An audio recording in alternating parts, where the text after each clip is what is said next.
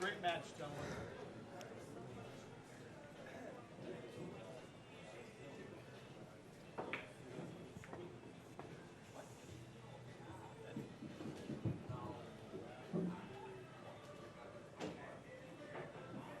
See, I have to read this because I get stage fright.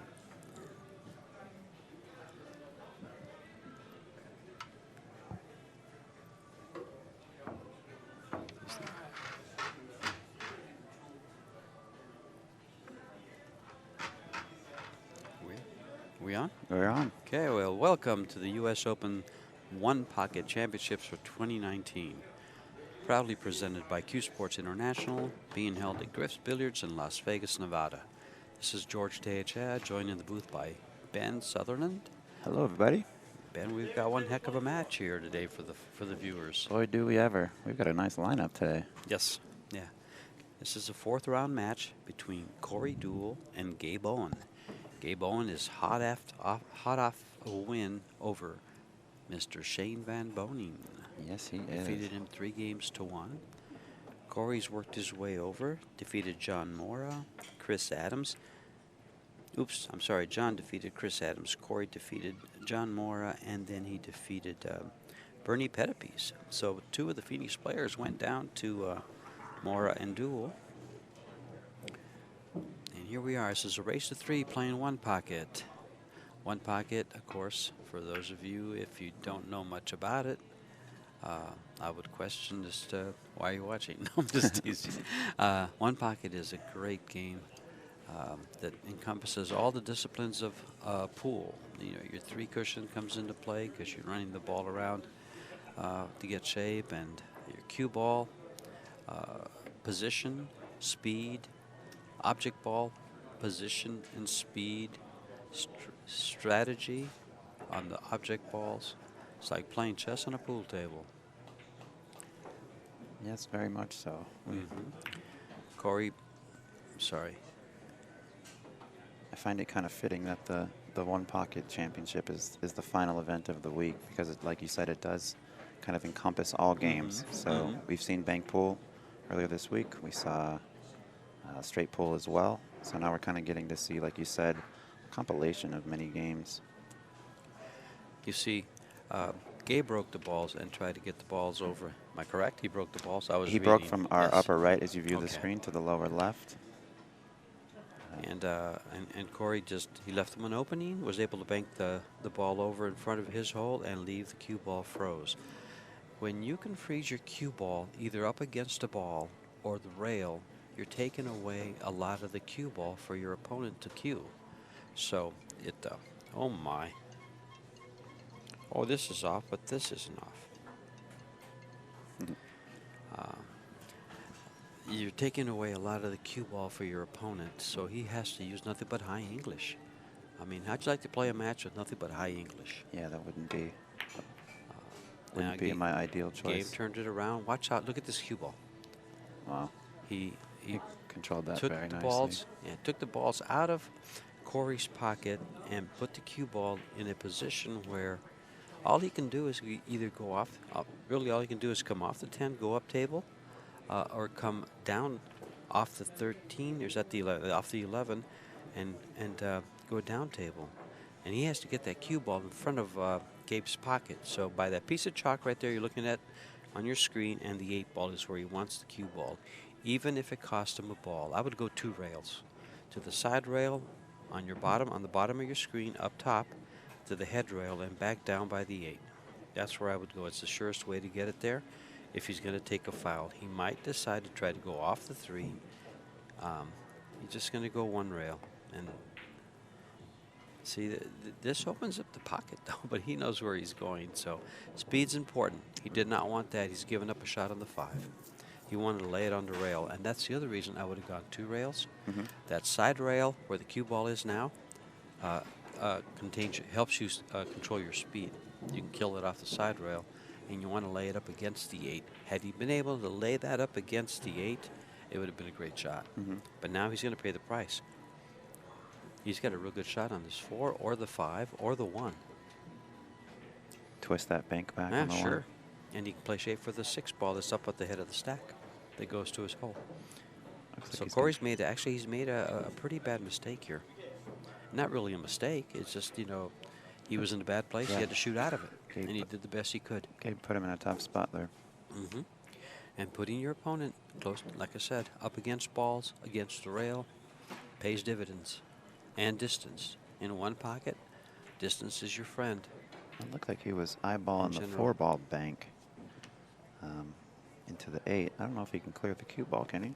For the 4-ball? Yes. To bank the 4 into the Yeah, 8? he'll go forward, but he might get a kiss. No, I think he's okay. Yeah, I think he goes all the way. I wonder if maybe he plays the 5. Cue Well, ball kind of tracks away from it, but Yeah, the cue ball has to go up. The good thing is if the 3-ball doesn't go by the 11-10 to Cory's pocket, he's going to twist the 1-ball. That's a shot. I think I like shooting the 4 with speed and bringing the cue ball up to about the 3rd diamond, between the middle and the diamond next to the side pocket. He's got to twist that back. It didn't twist. He hit it out a little too far. He's given Cory an opportunity here. Cory can just shoot this ball to his pocket, put it in front, and stop the cue ball. He'll try to leave the cue ball on the rail, so he'll want to stun forward. If he shoots that, another shot that he has is to shoot the 6-ball 2 rails into the 8 and stop the cue ball right between the 13 and the 14. That is a risky shot. He could give up a shot if that ball hits something and pushes it up off the bottom rail and opens it up. He's got several different shots. And that's what you have in one pocket. You have options. Options, many options. And since it's a risk-reward game, you weigh those before you shoot. That's why it takes more time. Oh, look at this pretty shot. If Gabe could see the 1-ball, he'd be a really happy camper. You might see him shoot the 5-ball off the 4 and follow the cue ball just past them. Oh, I don't even know if he's seen that shot. I think he was focused Always on the look for 6. these shots. But see how clean it comes off the 4, the 5? Mhm. And the cue ball's going to be safe, should be safe. He's shooting at the 11? It looks like he's shooting. She's shooting the 6-ball? No, he's okay. See where he put his cue ball? Yeah, that's a pretty decent That's shot. a very good shot to stun the cue ball against that ball and hold it there. If it slips down a little bit, you know, Cory can do something. It looks like he's going off the top of the deuce. He might go into that little cubby hole between the 6 and the 11. There's different ways he's looking at things. Let's see what he looks at. You look for dead balls. You look for places to put the cue ball. Ideally, if you don't know where you leave your opponent, leave him in front of his pocket. So right next to the 8-ball would be ideal.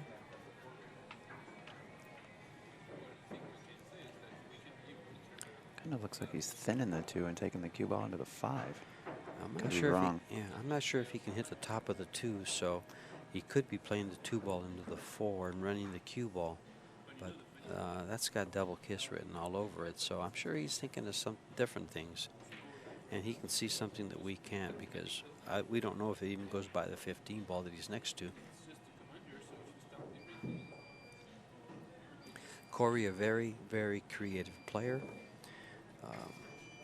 Just to give you an idea who's playing who, on this year's money list so far, on tournament earnings, Gabe is 257th.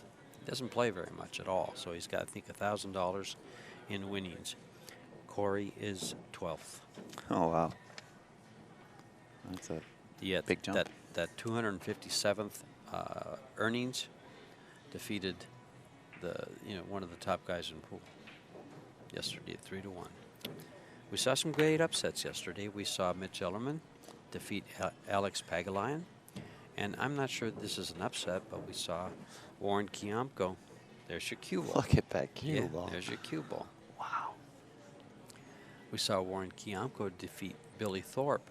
So one of the statements I had made earlier was, are we going to have the same first and second place finishers as we had in the straight pool and the bank pool? No. We won't. Not this time. Not this time, because in the Mathematically not possible.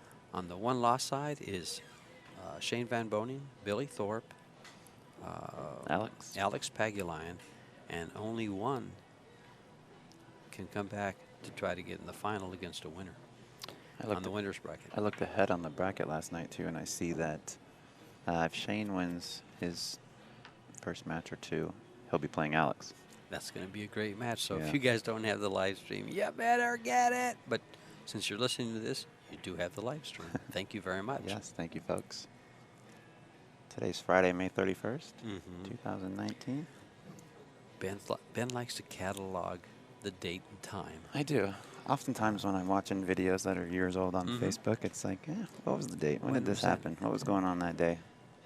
Sometimes I'll refer to the date. And he's too lazy to read it just before he turns it on, because it's right there. It is.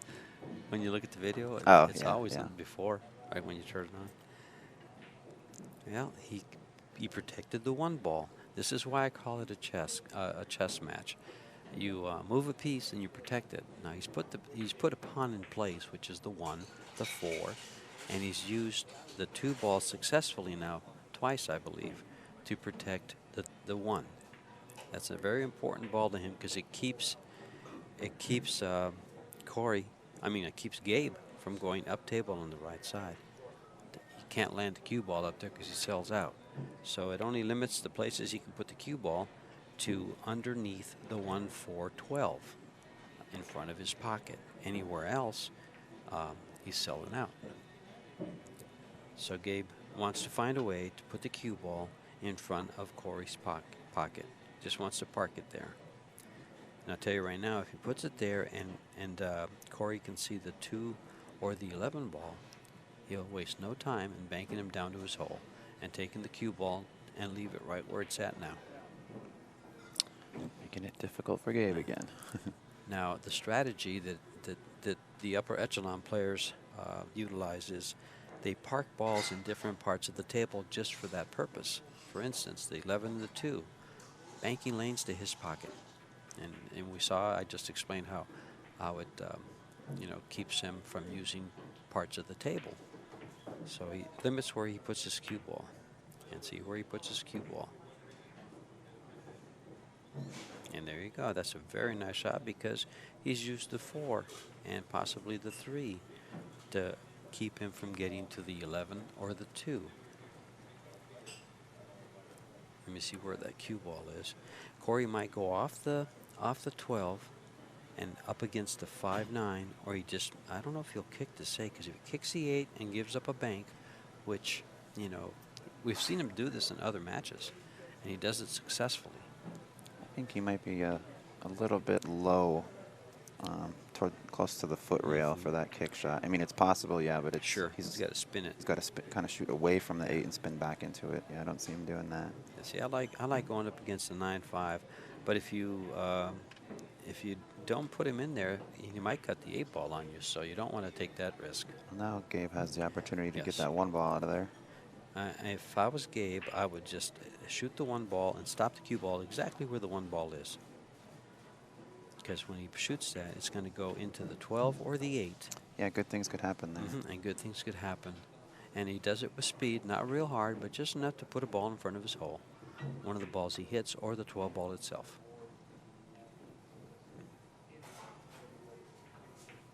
Yeah, I wish I would have had an opportunity to check out that match with him and Shane. We were Gabe's? Yeah, we were busy in the booth yesterday, obviously, but that would have been, and that was actually supposed to be, if I'm not mistaken, one of our feature matches.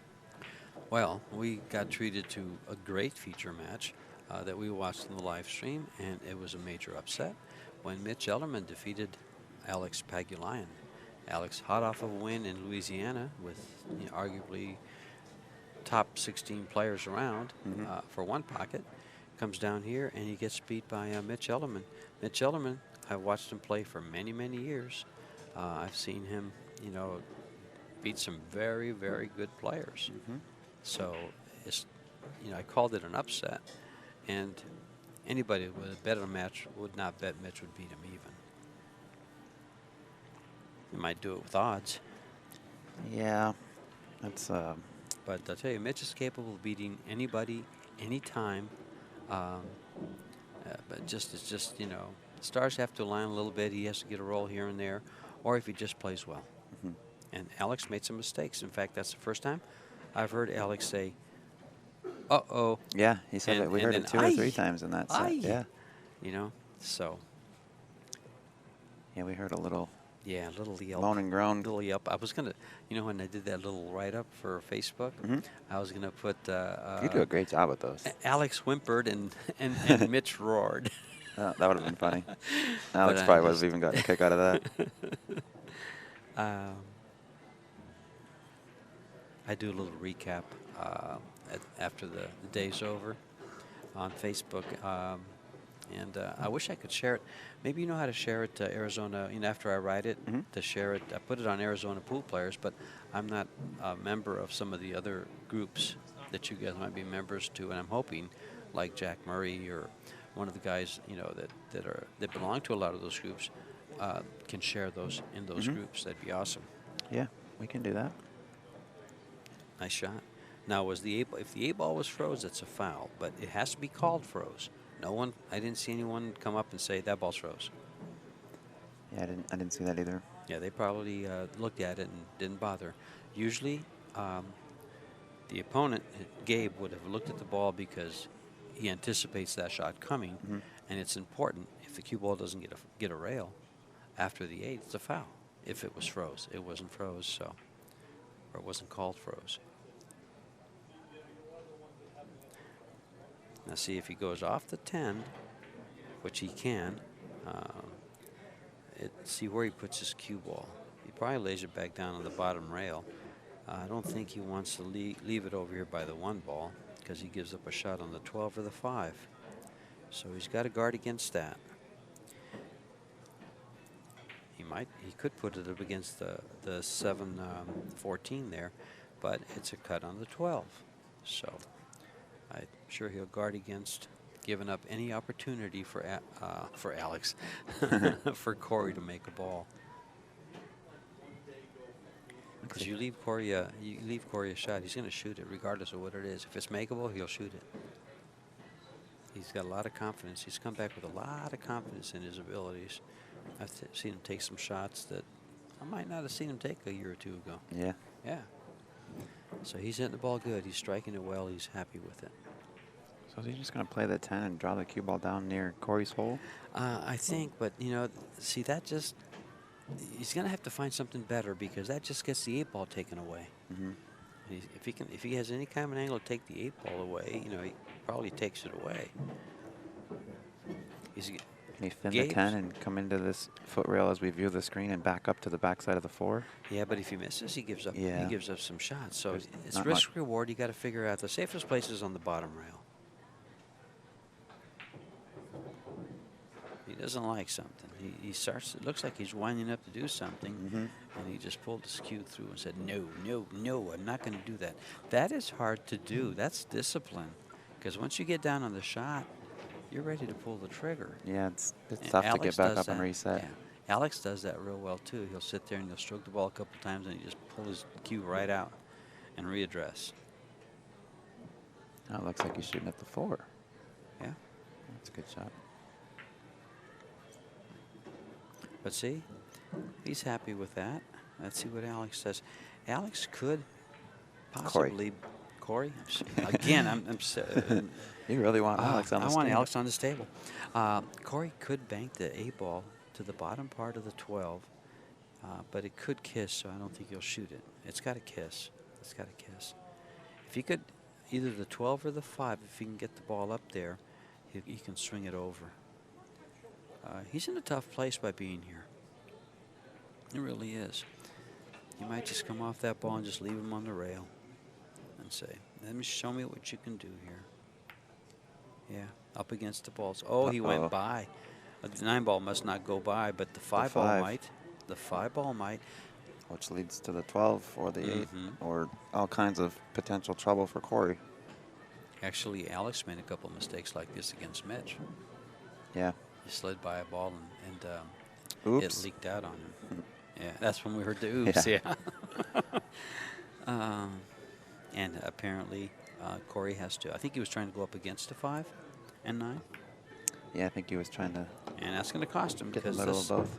this gentleman is a Derby City one-pocket champion. It's been a few years, or quite a few years, but been there, done that, and he's got the check to prove it. Well, he Yep. probably spent it, but you know what I mean. He's probably got the big decorative check. That's right. That's right. That big one, like Scott has in Yep. his room. Yeah. That's been my mission. Uh-oh. I wanna. Doesn't want to get up there. He got away with it. Oh, did he go by that where you can see the 6? Yeah, I think so.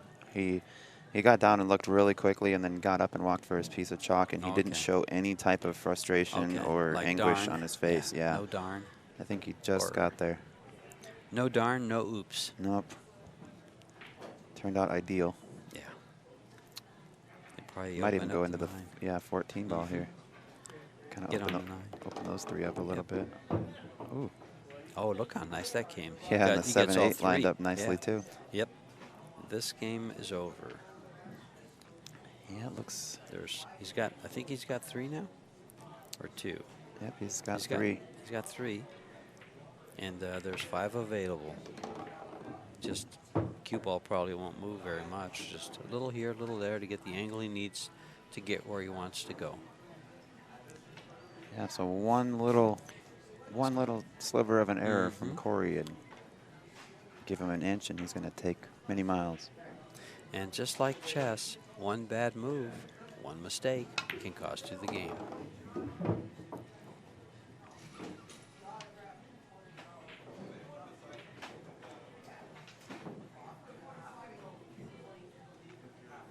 Beautiful game. They are playing the 3-foul rule, 3 consecutive fouls by the same player. It constitutes loss of game.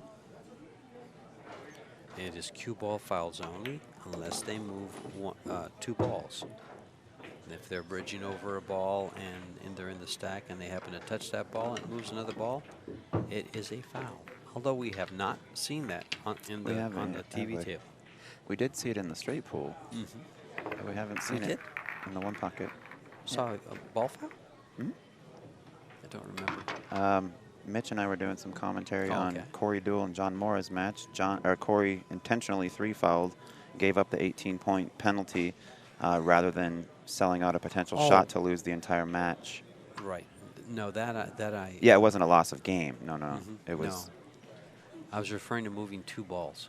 Oh, okay. I'm sorry. I thought you were That's talking about a okay. 3-foul. That's why you My surprised me. apologies. I haven't seen anybody move balls. I misunderstood you. But it's funny. I've already seen it in one pocket where they move 1 ball, you know, and they never touched the ball playing straight pool. Nobody gave up. Nobody that I watched on the live stream gave up the table because of a ball foul. Yeah, I don't recall seeing A that. touch foul. This is a very nice break. Notice how the balls are spread out and they all go to Gabe's hole, but not to Cory's. So he's got to find a way to put this ball behind the 15 or move balls. Looks like he's shooting the 9 ball into the rail into the 15. Now he's just going to be thin and underneath, and he took an intentional foul. He wasn't trying to take an intentional, but he doesn't mind. He was trying to push that ball to the rail.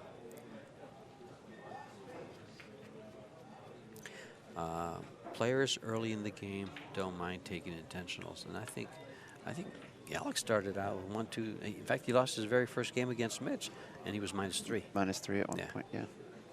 I think it was -3, -2 at one point. Yeah, it's back and forth. Yeah. But They were both taking intentionals.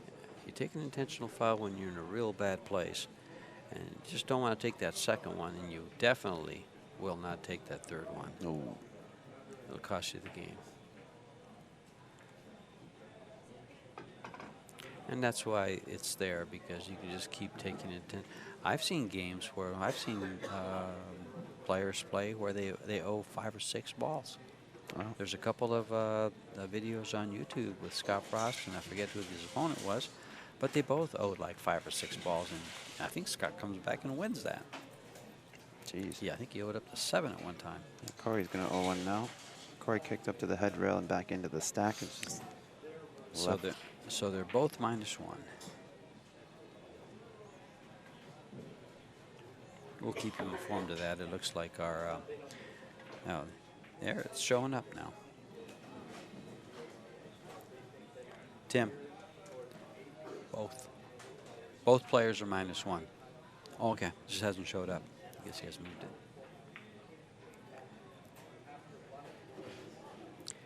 Gabe owns the first game in a race to 3. Cory has yet to get on the board. Our finals tomorrow at 6 p.m. That will be an extended race to 4.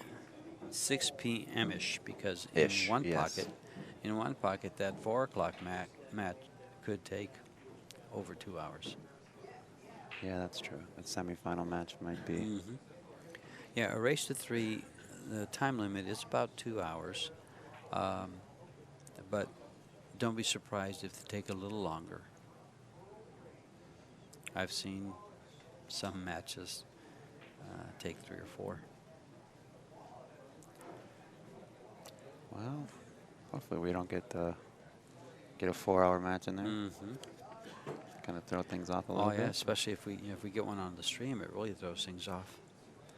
But the viewers will get a treat if they like the long games. They'll get to watch the same players for 4 hours. Our scheduled 2 p.m. match, we've got Mitch Ellerman versus Warren Camco. That should be a barn burner. Another Filipino opponent for Mr. Ellerman.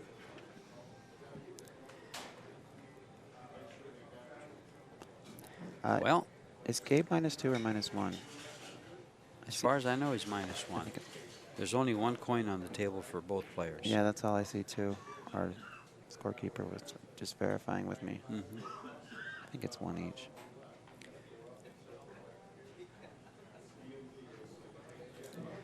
Now Cory's said, "Go ahead and shoot." Cory's pocket is on the left. Is that correct? I see 14 balls on the table.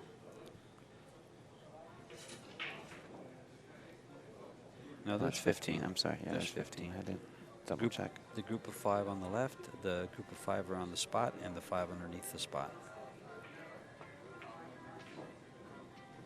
Kicking. Nicely done.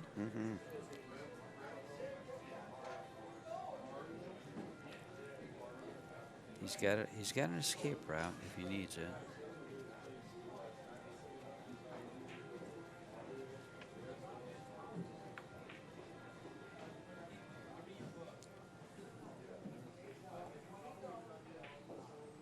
Almost looks like there might be a pathway for the 3 from underneath the 5, but I'm not sure. I don't know. It looks like he could bank the 3 into the stack, but his cue ball is going to run into the 1. So he's going to be looking. He's looking to get that cue ball on the other side. So he's looking to see where the balls are going to go, because he might take the cue ball up table off the 3.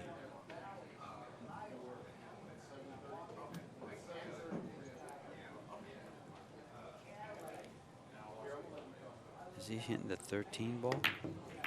Yes, and back and around. There's your creativeness, creativity. Wow. Look at that wall of balls up on the Not rail. only a wall of balls, there's 5 balls in the middle of the table by the foot rail, right around the middle diamond. And then there's 4 balls in front of Cory's pocket. If he gets loose, expect a high run. Look at that lineup of pull balls.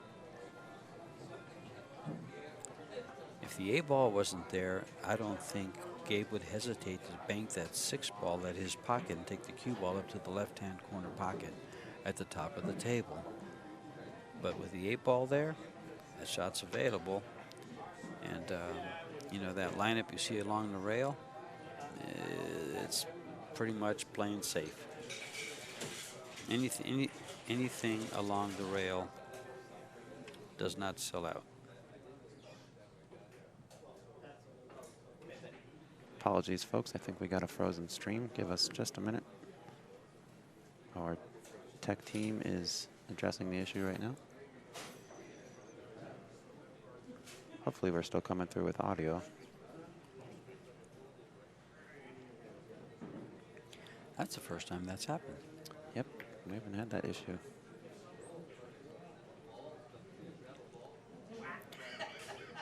if you have audio, Gabe has shot. The cue ball is in front of Cory's hole, down by the 4, right in front of the hole, actually.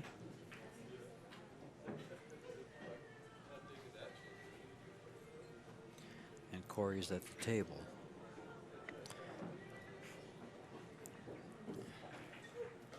Trying to figure out what to do.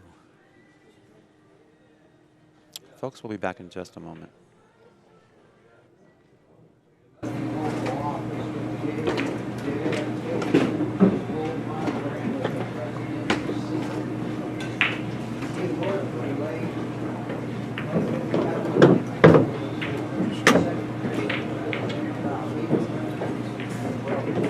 You're still with us? We are back. This is the 2019 U.S. Open One Pocket Championships. Welcome back, George. We had a little hiccup there, but We're back. I was observing the game so I could let you know what happened while we were off the air. They traded back and forth. They sparred a couple of shots, and Gabe tried to put that ball up. Cory went ahead and put the cue ball way up by the first diamond on the head rail by the right-hand corner pocket, and challenged him to shoot. He played a safety, trying to get up against the 13, and it leaked out, and he gave up that shot. And Cory pocketed it, and fortunately for Gabe, he ends up behind the 5 ball instead of a shot on the 3 or the 6 or the deuce. Big landing area, and he overran it just a little to an unfavorable position. yeah, that could have easily cost Gabe Sure. many balls, if not the rack. Yeah. So Slight positional error from Cory freezes him to the 5, like you said, taking away pretty much everything on offer to his pocket. we apologize for the hiccup. You know, stuff happens with the internet. Yeah. No. Cory made one. It spotted up. It's the ball that's on the spot, the 14. So he no longer owes one. Gabe still owes one. They both had taken the foul. And reminiscent of of a shot by Efren Reyes where let's just say he's like on the right side of the 1 ball. Mm-hmm. And he jacks his cue up and puts it on the left side of the 1 ball for his opponent. Huh. Leave it to Efren. Yes.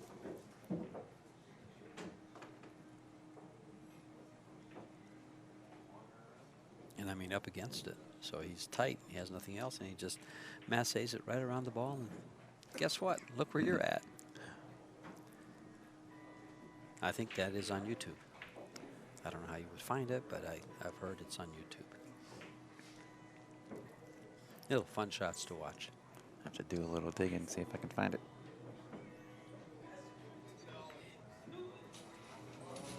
Uh-oh. Side pocket just hit the round. Did not want that. And he's given Cory a shot on the 5, it looks like. Yeah. If not, he does have a shot on the 2. And the 12. So another slight error from Gabe. From Gabe. Those little roll-ups sometimes don't come with fruit. Haha. I see what you did there. Pretty clever. I don't know if it's clever. It's kind of corny, but I'll give it to you. sometimes I do little. He's going to come right around those.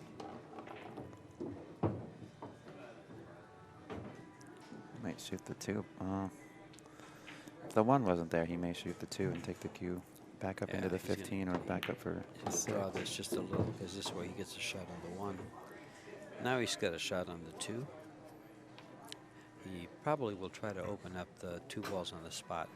He wants to graze the right side so he can go to the right and have a shot on the 2 or the ball on the spot. I mean the ball beneath the ball on the spot, the 15. He might just go straight up for the 2 or the 12. Because if he hits that ball the 15 full, he doesn't have a shot. Correct, yeah, he'll be stuck right behind it. Yeah, he'd be stuck right behind. No, he says, I guarantee myself a shot this way. Yep, draws around everything nicely. Yep. Here he can play, I believe he can play the 12, 2, or 7. He's going to start with the 12. He might move back 3 inches. Well, 2.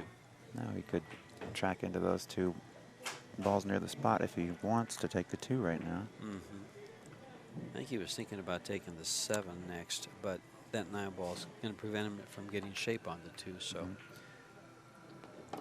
Ooh, that one thought about it, wiped its feet, and dropped anyhow. I think he needs 2. There are 8 balls on the table. 9 balls on the table. He needs 2. His opponent needs 9. If Gabe was to come to the table, you know, with only 8 balls left, needing 9, the last ball he pockets in the run would be spotted, and he continues to shoot to win. So you play position for the spot, essentially, of course. in a scenario like that. So just like that, we're tied up at 1 rack apiece. Cory Deuel nicely handles his business after a slight positional error the inning prior on the 5 ball. Gabe made a slight error himself, kind of sold out the rack back to Cory. So we're tied up at 1 apiece, racing to 3. 1 game apiece in a race to 3. Our sponsors for this event and for the previous U.S. Open events, the straight pool and the bank pool, are jhelfert.com, Cyclop, Kamui, Predator, Simonis, JB Cases, and Discount Custom Apparel. Yeah. Jay Helfert wants to sell more books and some pool supplies off his jhelfert.com. Cyclops, we're using the Cyclop Hyperion balls. You know, one of the things, I was walking the tables this morning, taking a look at the tables, and some of the players, because they get play at night when the tournament's over, had moved some of the 9 balls to another table. So you had mixed sets of tables. You had Cyclop balls, the regular Cyclop balls, with the 9 ball meat moved around. Oh, no. Which is easily noted, and Trace Kane and I fixed that on this one rack that needed it. And I just made a comment about, gosh, guys can't just leave stuff alone. They have to go, you know. No reason to do that. There's a 9 ball there already, but we want to play with this one. It has more colors on it. It looks nicer than the regular 9 ball. Then buy the set. That's right.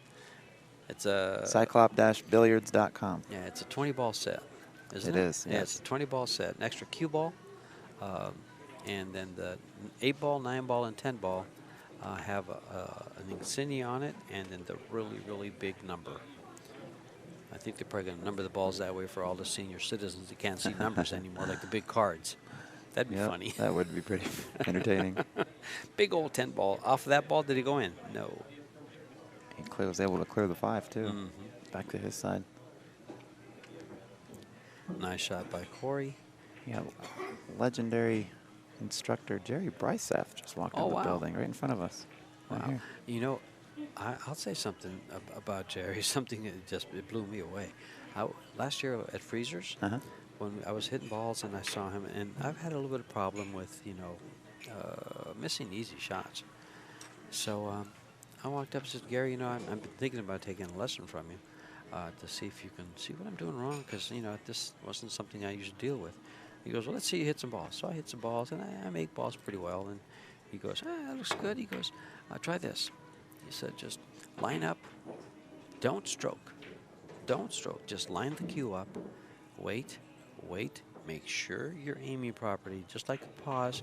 Like, you know, pro players all have that little pause before they deliver the stroke. He says, just shoot.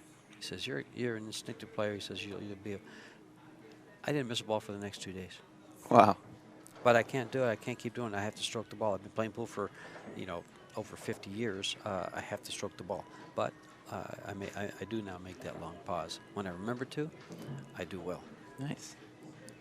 I still like to get in or take a lesson from him, but, you know, I just don't do it. You know, he has a summer home. Yeah, in Phoenix. Over in the Surprise area, Sun City area. Yeah, I've been over to his house. It's absolutely beautiful. You some of the pros, when they're having problems, they go see Jerry Bryceth. That's what led me there.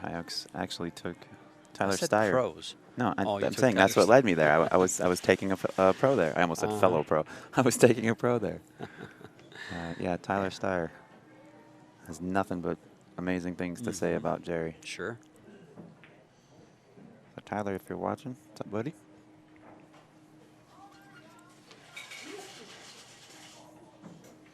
But immediately, just in one little, we didn't talk 10 minutes. Yeah, he certainly knows what he's talking about. He just picked up on the fact that when I was shooting, my cue was still moving. You know, I was still stroking, and then I'd deliver the stroke without the pause, and he stopped me. He goes, "Just stop." And he probably saw my backhand going all over the place, so he says, "Don't even bother stroking." Got that Tyson backstroke? I don't know. Whatever it was, it worked a lot better afterwards. But then I went right back to do what I was doing. All the way down to the bottom. I think he was trying to get up against that 13 ball. Yeah, I think that was his target area. Cory has a shot here that I actually like. If it was just a little bit further, the 4 ball was over a little bit further to the right, I would, well, that's Cory's pocket. Wait, I got my pocket. This is another game. I'm sorry. Yeah, he's got Cory is standing in front of his pocket. You shoot this 4 ball with right hand English, cut it back, and you take your cue ball 4 rails behind the 12. And that's where your 3 cushion comes into play. And you hit this with good speed. You're cutting this forward kind of by that chalk up at the head rail? Yes, up by the chalk, maybe not that far Not over. quite as. But you use right English on the cue ball and come around. You want to hit right just below the middle diamond on the left rail, and you should land your cue ball right on top of that 12 on the bottom side. But look at this. That's better. Mucho better. He's up against the 8, nice and tight. Doesn't play that big hero shot. Those are called hero shots, by the way. I call those hero shots. They sure look cool. Oh, they look real cool. They're hero shots, but they sure go bad when they're missed. Extremely costly. Some guys see you shoot that and say, "There's no way I'm staking that guy." Too wild for my taste. But it's actually, you know, shoot it enough, it's a controlled shot. You get the cue ball there because that's what you're playing. You pay more attention to the cue ball than you do to the 4 ball. Look at this. He's going to 0-1, but he's okay with that. He's got an 8-inch square landing pad, and he landed it pretty perfect. Would have been up against those 2 balls. He landed it real close. But it does damage. Cory can do something with the 4 if he can hit it and just leave the cue ball against the side rail. He can shoot the shot that, he's going to kick. Look at this. Nicely done. It didn't cost him a foul. He kicked at that ball knowing that he might not hit it. He's trying to hit it, but if he doesn't, it's a foul. He probably wanted the speed to keep it on the bottom rail, but he's happy with what he has, except that his pocket's going to get rearranged. See how nicely he did that? Mm-hmm. Sure did. That took a lot of touch to come off that rail, clipped the 13 up table. I know what I would be looking at have here. The 5 up. It's probably the wrong shot. Because most of the time, I take the wrong shot, but that 10-8 combo. Bank? Where's your cue ball going to go? Yeah, I'm just crazy, George. You'd probably shoot this 5 ball 2 rails and put the cue ball behind the 12.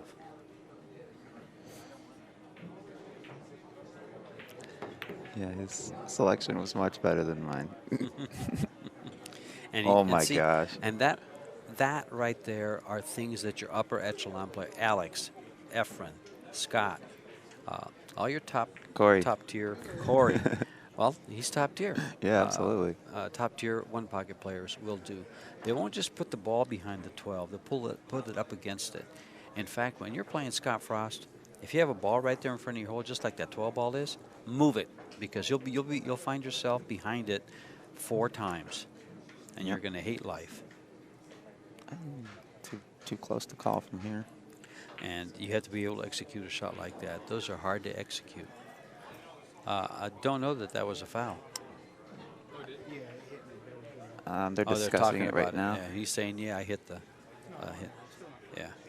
I don't know that was a foul. Now, Cory can't use that same rail.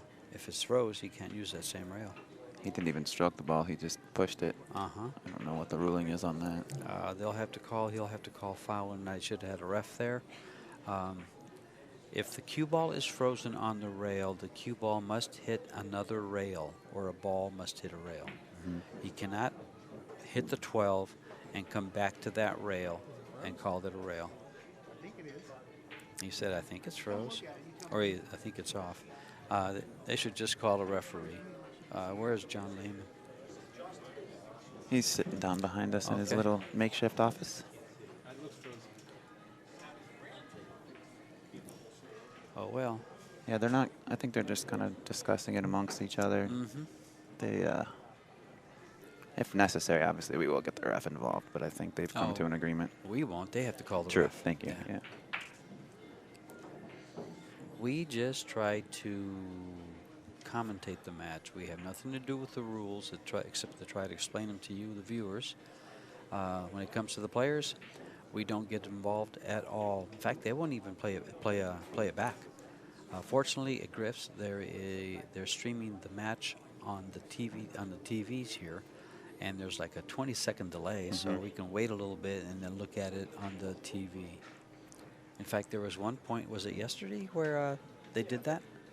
They actually did that and used it to make a call. But we don't have slow motion. We don't have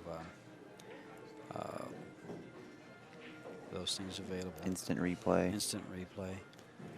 I wonder if that's a feature that could be added to our software, or an option.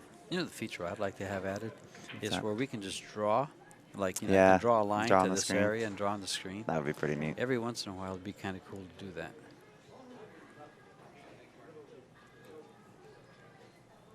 I'm not sure if anybody owes. Yeah, I think there's no pennies on the table. Yeah, There is. Gabe's got Gabe one by has a his penny. home. That's correct. Yeah. They're using nickels. I'd steal those. Use pennies if you play me, guys. I'll take the nickels and the quarters. Yeah. Jeez. I'm kidding, but He's not it's kidding, funny. folks. He's not kidding. It is funny.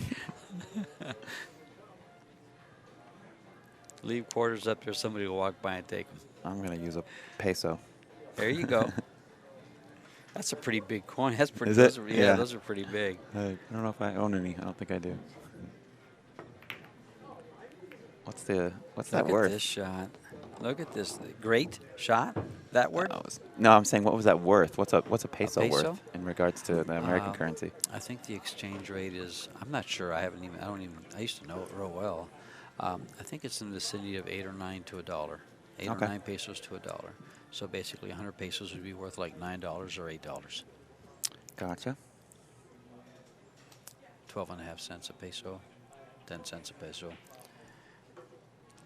And one of my favorite movies is a comedy, and I get a kick out of this movie. It has George Hamilton in it. You know who George Hamilton is? The singer. George Hamilton? There was a singer named George Hamilton. He's an actor with always had a great tan. Okay. And the movie is Zorro the Gay Blade. And there's a little scene in there where he jumps over the wall and jumps on top of the wall for all the peons there that are in the courtyard. And he goes, 2 bids, 4 bids, 6 bids a peso, all for Zorro. Stand up and say so. So I take it you've seen that movie a few times, huh? About 5 or 6. And it gets funnier every time. It's got a lot of humor in it. Yeah. And the more you see He's it, the going funnier through it gets. into the one, isn't he? Look at this. He's given up 13. That was, I'm not going to say reckless, but that was It was a lot desperate. going on. There was a lot going on in that shot. And it would have been awesome if he was able to get safe. Play through. Well, I don't think he was playing safe. I think he was playing through those 2 balls, trying to pocket the 1. And he came fairly close. The 1 actually kind of scored it back to where it started. But well, some things could have gone horribly wrong there. Yeah, Gabe is looking at the scratch here. He shoots the 7 ball. He could scratch the cue ball.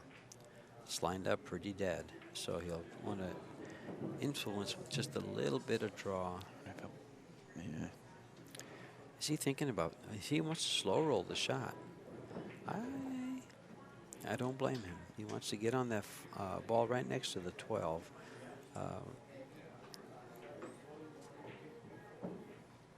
Which is the 14.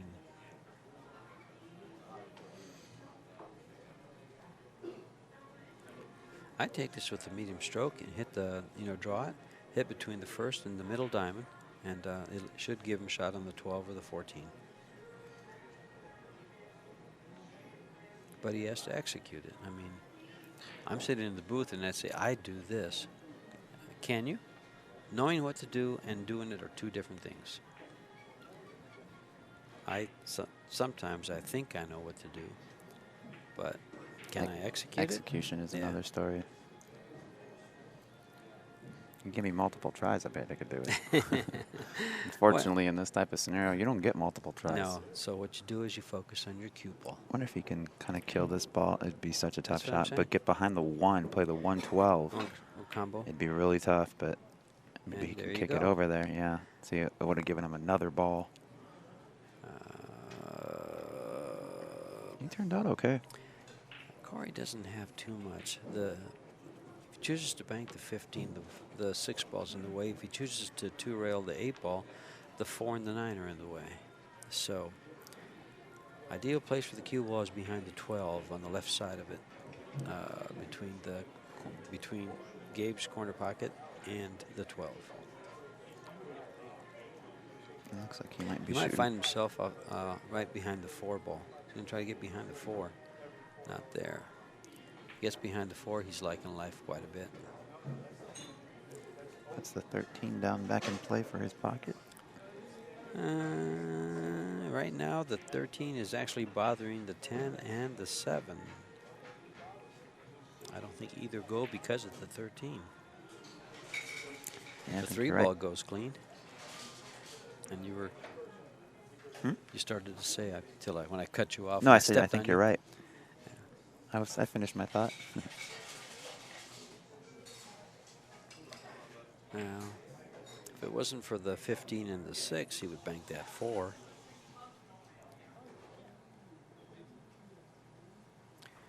Wants to get the cue ball by the 1 ball, on the bottom of the table. Go off the 7 ball. Cut it back so it doesn't hit the 10, and try to lay the cue ball on top of the 1, or between the rail and the 1. Now, remember I said this is where the upper echelon players put you? Mm-hmm. It'd be a great shot. But what does it accomplish? It contains Cory. And it puts him in gives him a little, it forces him to kick the ball 2 rails at that 4 ball where the cue ball is now. Yeah, he's just going to kick at the 1 ball. Can he? The 9 ball's got him. He's got to hit just below the 6. And I think the 9 ball blocks that. It looks like he's got to shoot right about to the 2nd diamond on the lower half of the right long rail. About a diamond and a half, 2 diamonds below the 6. Well, he's taking some time here, but one of the things about 1 pocket that I like to do to kind of, then maybe it speeds it up for me, because I don't take a long time on my shots, so which probably tells you that I take a lot of wrong shots sometimes, or there's something better available. But I look to see where my opponent does not want to be. And I don't want to be behind the 1 ball. So that's and he has a way to get there. And so I look for that.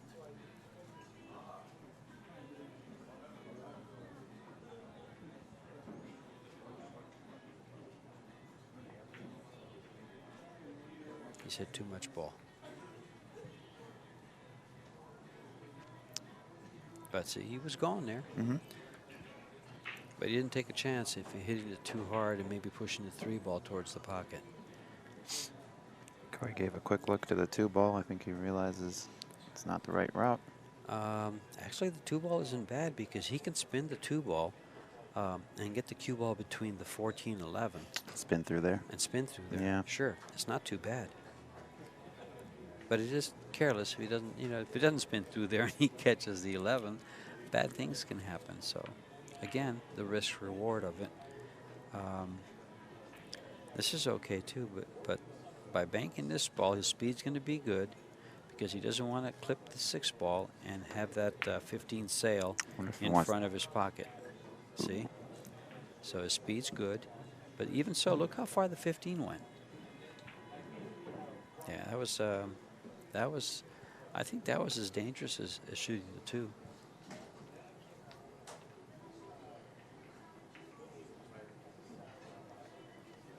So I think Cory executes that shot all day long. I wondered if he'd look at this 9 ball. He doesn't want to leave Cory the 6 if he misses. I'd like to actually make sure I avoid the 13 ball. This isn't a bad shot, but he's over the 9. And as far as I'm concerned, he's over the 9. I make sure I miss the 13 ball with the 6. And you know how to stun follow a ball? Mm-hmm. Yes, you do. Stun follow that ball to the bottom rail. Just kind of like, even follow it to the bottom rail. Hit the side rail and down to the bottom. I like that stun follow because you got to hit the 6 a little firmer. Mm-hmm. And I think in doing so, the 6 tracks toward a ball or 2 and kind of pushes him a little more left toward Gabe's hole. Yeah, but if you hit the top 2 balls, you're going to sell out. The top 2 meaning the 4 and the 9? No, the top 2 meaning the 10 and the 13. Okay. Good thing to ask you for clarification. Yeah. I meant the top 2 that are in line with the pocket coming from the side rail for the 6. I gotcha. See, I'm in my own little world when I describe shots. They work in my brain. I don't explain them as well as I should. Oh, I'll ask questions. I'm still learning too.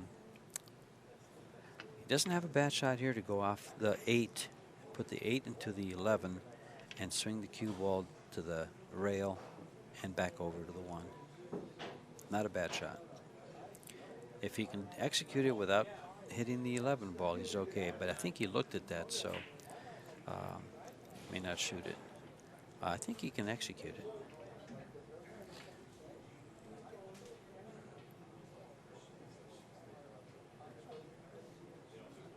It's just a fine line when you shoot that shot. It's a fine line between coming across and falling forward a little. See? That's exactly what he's looking at right now. Going off the 11 and having the cue ball come to the rail. A little bit of right. Perfect.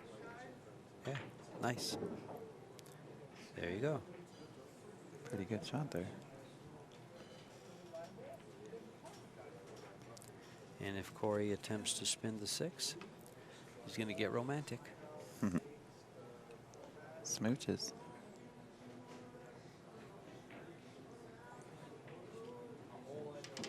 Yeah, he looked at it, says, nah, I don't like it. Is he just going off and going to the upper corner? No, he's kicking. Yeah, he didn't get it that time. That'll cost him 1. And he pays it. Well, these two are very much a chess match. Well, they're tight in games, and they'd rather be on the hill than have their opponent on the hill. Especially whoever's breaking next. I think Gabe broke first, so Cory broke next. So it's Gabe's break, and if Gabe wins this game, he's breaking for the match. Yeah, it will be his last break of the match. Some players have been known to shoot this 9 ball from here. We spin. 2 rail to 5 and bring the cue ball down by the 1. A little bit of right low English. Just miss the 13, hit the rail, and come down. Yeah, I think I like that better than the 9 ball from here. We held it up pretty nicely with inside, too. Shot's really, we saw this yesterday, that shot's really easy to go wide on to that left long rail. It's also a good shot to make and get shape on. He did very well from there. That is a shot that should be practiced. That's one of my favorites. I practice it a lot. I usually hit it 4 or 5 times. On some tables, you really can't hit it. Sometimes the tables Goes too wide. Goes too wide. Probably run into that more so on, like, say, a Brunswick on occasion. No, on Brunswick, that shot is like right on. You run into it on some diamonds that have been worked on. A diamond that goes long? Yeah. Not sure I've heard of that. You played at Pockets? No. Okay. I've played in Tucson on, I think, 1, maybe 2 occasions. That was back in the Main Street Billiards days. Okay. They have a couple tables there that they used to be the red label, and they were updated to the blue label standards. And whoever did that update, and it wasn't Pockets, tilted the rails up a little bit, and yeah, that'll do it. So left them up, and it looks like they're up a little bit. Yeah, that will certainly affect the reaction.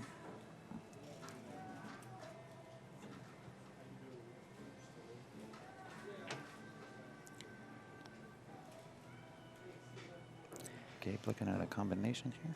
I see the 4-ball combo. Play the 3 to the 11 to the 14, and just bring the cue ball down by the 1.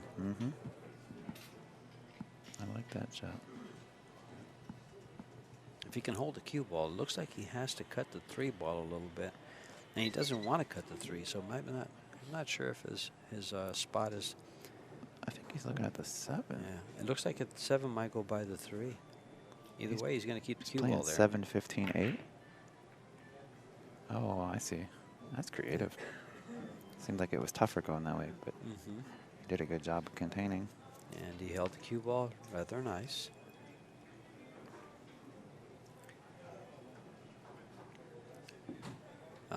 Cory might look to kick inside of the 5-ball. 3-rail kick and hit the. If he 3-rail kicks the cue ball directly at the first diamond from that corner pocket, he gets what he wants. He'll miss the 5 and hit the 12. Cory's actually taking a break. Both players are going to little tiny break here. take a quick 5. This would be a good time for to go over everything that's happening this summer. We've been doing it quite a bit because we want you to know exactly what's going on. This summer, the 17th through the 27th of July, this place, the Rio Griffs, is going to be packed with pool players and pros. The BCA Pool League World Championships, the USA Pool League National Championships will be held at the Rio.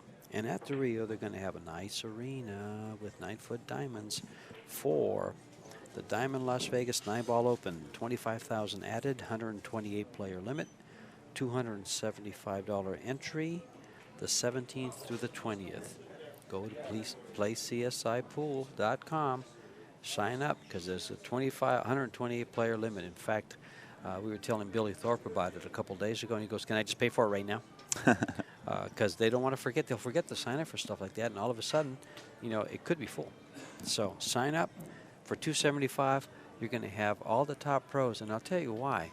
More than likely, the players, all world players, 64 of them, will be here the 17th through the 20th. I'm sorry, the 22nd through the 26th.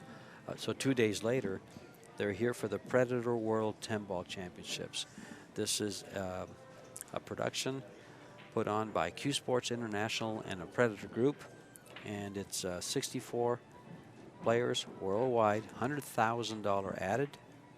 That's going to be incredible. $30,000 for first place. $30,000 for first place, and they're paying right down to 32nd place. So if you win your first match, you should, net $1,000. So it'll make the trip almost worthwhile.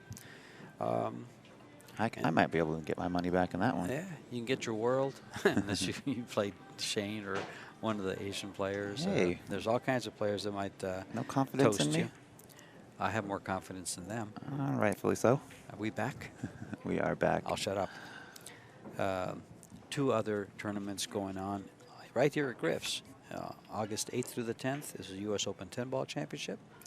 And the 11th through the 13th is the U.S. Open 8-ball championships. Right here on the live stream at Griff's on this table. 10,000 added to each one of those events. So summer full of pool. And there's enough pool to keep all the pros in Vegas the 17th through the 13th of August. And you know what happens when they're all in town? You come to Action. Griff's and there's 5,000. I've seen games going for $3,000 and $4,000 a game. I've seen sets for 20 and 25,000. We saw a coin flip in here for 10,000 a couple weeks back. There you go. So Mr. Pagulayan was involved in that action. actually, don't tell who. Oh, it was fun. He'll tell you about The it. Internal Revenue is listening. He'll tell you about it. I didn't say who won or lost. Maybe they broke even. You got to figure that one out yourself. So exciting summer at in Vegas.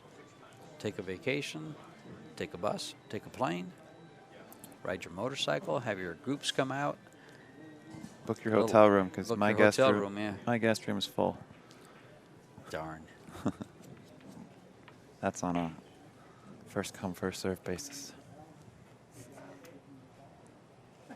Meanwhile, Cory hasn't shot. Yep. Gonna go up and try to get behind the 4. Nope. 5. He took the 3-railer behind the 5, and he hit it perfect. Oh, it cost him a ball. Yeah. But he could have hit that. It cost him a ball, yeah. If he hits that a little bit longer and hits that ball, he could have gotten down to the 12. He hit just a little short of the diamond. But it did not cost him. You know, it's going to cost him because if Gabe can see the whole 13, he'll be patient here and put the cue ball behind the 1 again. I don't see him, you know, being impatient.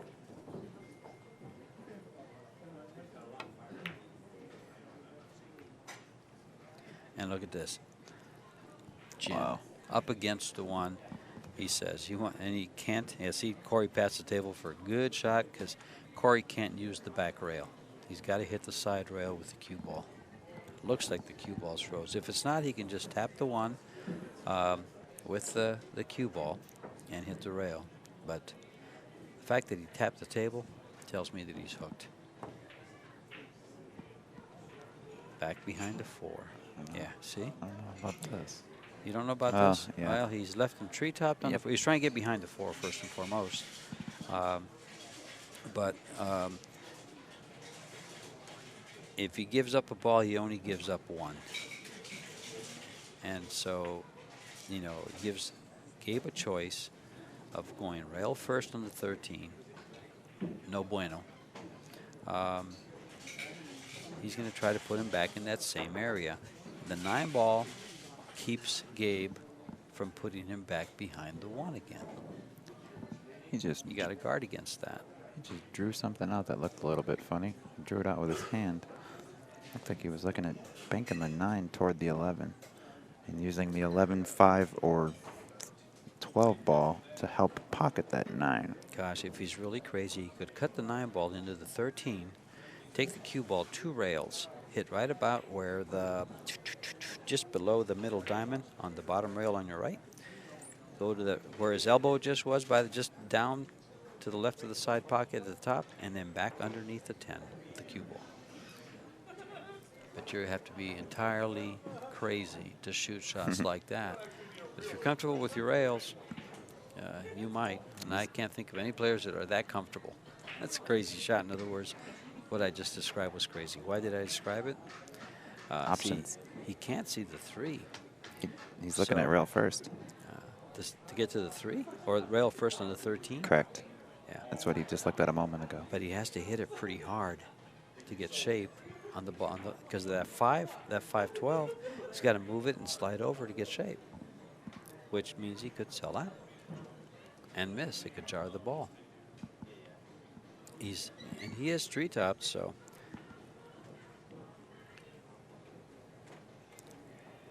And being that close to the 4, he can't control the cue ball when he hits that 14 ball that he could try to get underneath the 1 on. Mm-hmm. So I might take an intentional and just go to the left side rail and kick at the piece of chalk on the right-hand side of the table. Kick at that piece of chalk and hit it and lay it down on the bottom rail. Hit where that chalk is, but it's hard to convince yourself to shoot shots that, you know, you're shooting right at a pocket. It's coming off the rail right at a pocket. Looks like he can see the 3. Well, he's going to hit this ball and draw the ball over. Thinking that 9 into the 3rd. Oh, no. Oh, that's pretty sly. Yeah, I think he got him. I don't think he gave up the 10. That looked, I think you're right. Looked great. Oh, yeah. That 10 Yeah. ball's out of the question. Yeah. That's not only a pretty smart shot, that was a well-hit shot. And that's how he got through SBB, folks. Yeah, little sly moves like that. And they're excellent. And that's why he is more, you know, that's why he is an ex, well, he's not an ex, he's a Derby City champion. Just a different year than this year. Gabe's winning this year, you know, probably tell you just how much he's been playing. Not much. But he's here. He played in the bank pool. He played in the straight pool. Did he cash in any of the events? Yeah, he's in contention for... That's right. He's one of the 4 players that are in contention for that all-around points lead. Yeah, I'm not going to say out of reach, but he's certainly in contention. Yeah, he's up there, so he's made some money while he's here. That's right, he did. Yeah, because he came up and says, "Can I get paid?" Yeah, he's sitting in 6th place. Uh-huh. Curious myself, so I'll let everybody know how he did in the bank pool and straight pool as well. Well, he made the ball, but he's off to the races.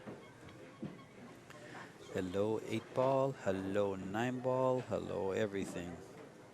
It's all there for the taking. And he's got to take quite a bit. He needs 7 balls. He just made 1. He got 13th through 16th in the bank pool, didn't cash. No, they paid to 5th, 6th, right? Correct. Yeah. Yeah, I think Gus Brasino and somebody else got 7th, 8th, and no money.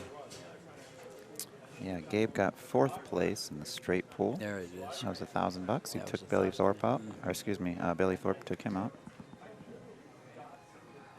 And here we are in the 1 pocket. Gabe's still on the winner's side. So he made his entry money back, Yes. and maybe a couple of dinners.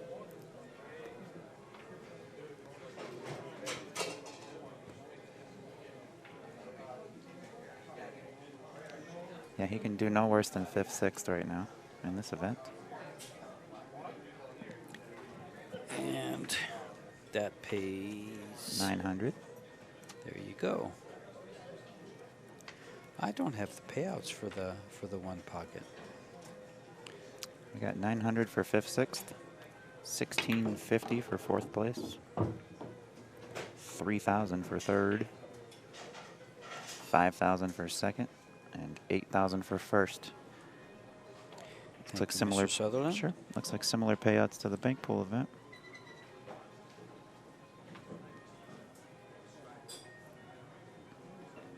And as we said, this is a winner's side match. Winner of this match will be playing for the hot seat. Yeah. Against either Mitch Ellerman or Warren Kamko. Yeah, this is a very, very big match for this set of competitors and the next set of competitors that come on your screen, Mr. Kiamko and Mr. Ellerman. The loser from this match and from our next feature match will have a break Guaranteed. until tomorrow. Okay. We'll play tomorrow at noon.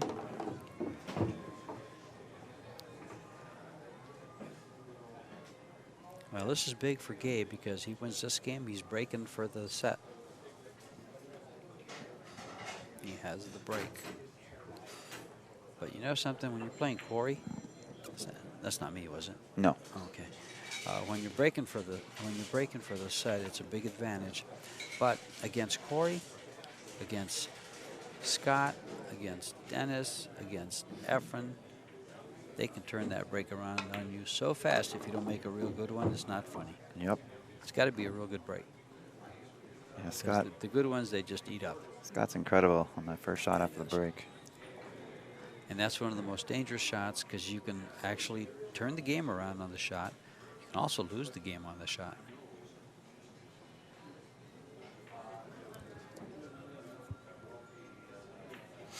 The better the break, the higher the risk for your opponent to win or lose the game.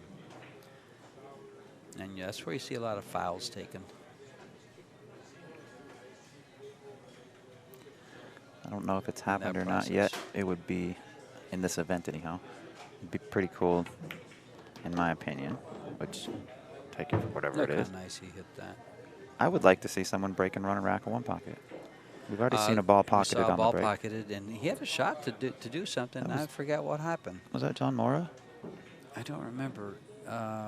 No, it was done on Cory. Whoever Cory was playing. Yeah, John Mora. John Mora broke and made a ball, and Cory just shook his And then he head ran and to asked 4. He got to 4 balls on that run.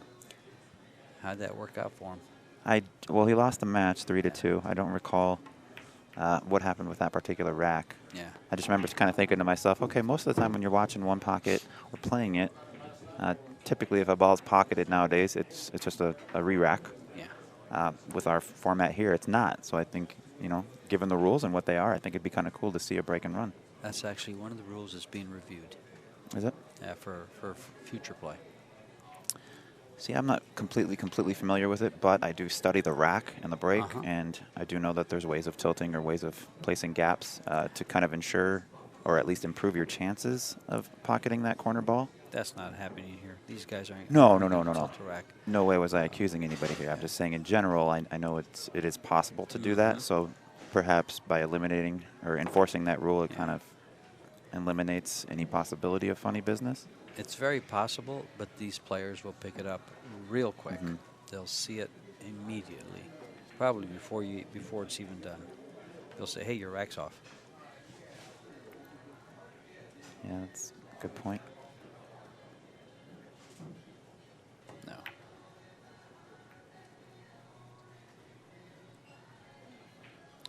Well, Gabe got to 7, and I think there was a game where we mentioned that the player wasn't safe having 7 balls, and that game was almost stolen from the other player. Was that with Mitch and Alex? Yeah, I think so. I think that at one point we were saying that no ball count is safe against him. I think it was that match because that's the only match we've seen Alex, I believe, on the stream. Well, Cory's it's the same with Cory. He's got to be careful not to kiss this ball if he chooses to bank it. He's going to kick it. Now, will he kick it at his hole? What just It happened? is all ball fouls, right? No. Oh, he touched the cue ball. Oh, no, it's not all ball fouls. It's cue ball only. John, it's still all ball fouls, right? No. Nope. All fouls. So the street rule is all ball fouls. Yeah. Of course. Cue ball fouls. He must have touched the 10 ball with his body.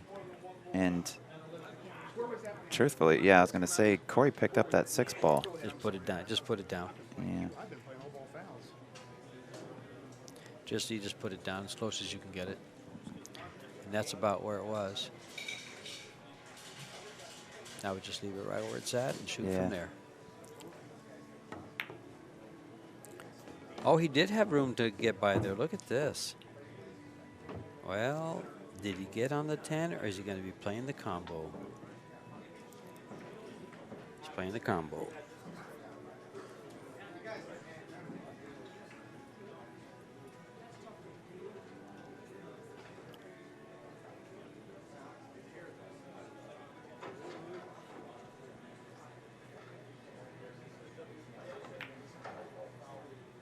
That's a good shot. Oh, he got behind the 11. And does he just go ahead and play the combo here?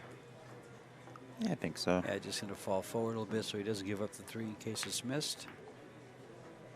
He went rail first with that Yeah. 11 ball. That was the best way to shoot it. Yeah. That was a little bit tougher than he made it look, folks.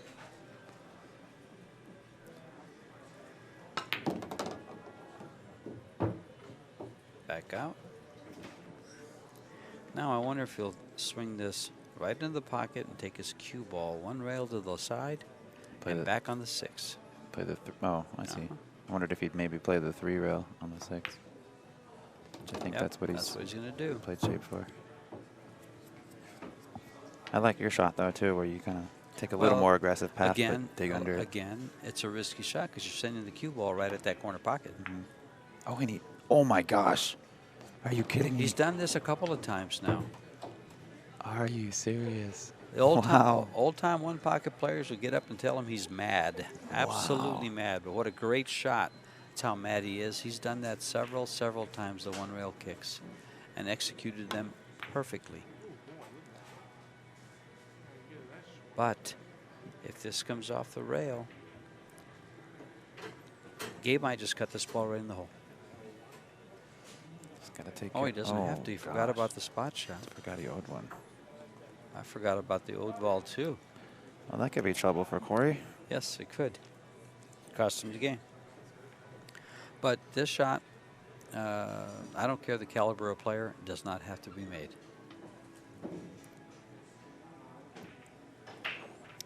Work on your spot shots, folks. Mm-hmm. They do come up often.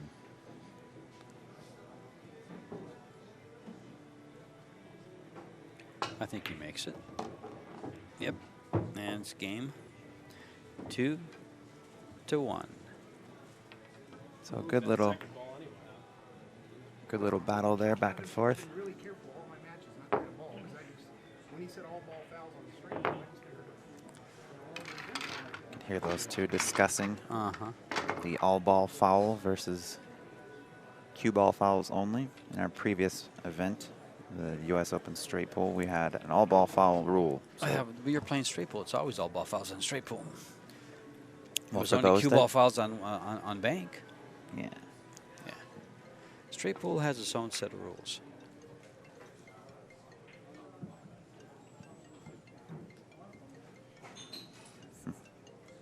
No.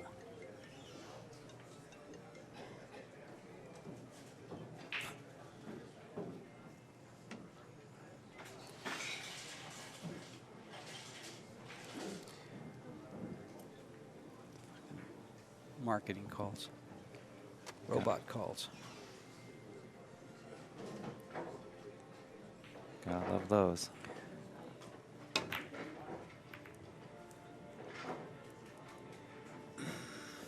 Right behind the 5. That's an excellent shot. Mm-hmm.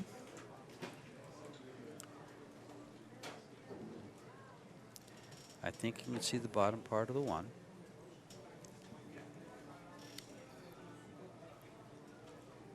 You can also go off the 5.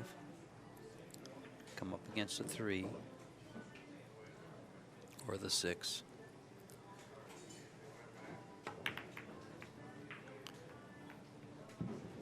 He decides to go ahead and bank a ball and improve his position by his hole. That's a risky shot, but look at that 6-11. Oh, look at this shot. Let's see how crazy I am again, folks. I bank this 12 ball at my hole. What? I've got a dead 6-11, and I draw the cue ball right over underneath the 1 on top of that 2-10. Can you get a 2 ball there? Look at it. I'm not looking at that. I'm comboing this ball all day. I'm not going into the 12 right now. Okay. I think it's too high. But he doesn't think so. So this is for the match. Mr. Gabe Owen. Look at that. He's got 5, 6 balls right in front of his hole. Or playable anyhow, I should say. So he'll just need 1 after he runs all those. Mm-hmm. And I imagine that 1 will be the 4. Yeah. He doesn't get to it first. As he ends up on the right side, he could, I suppose, bank the 1 at that point. But I do like the 4 better.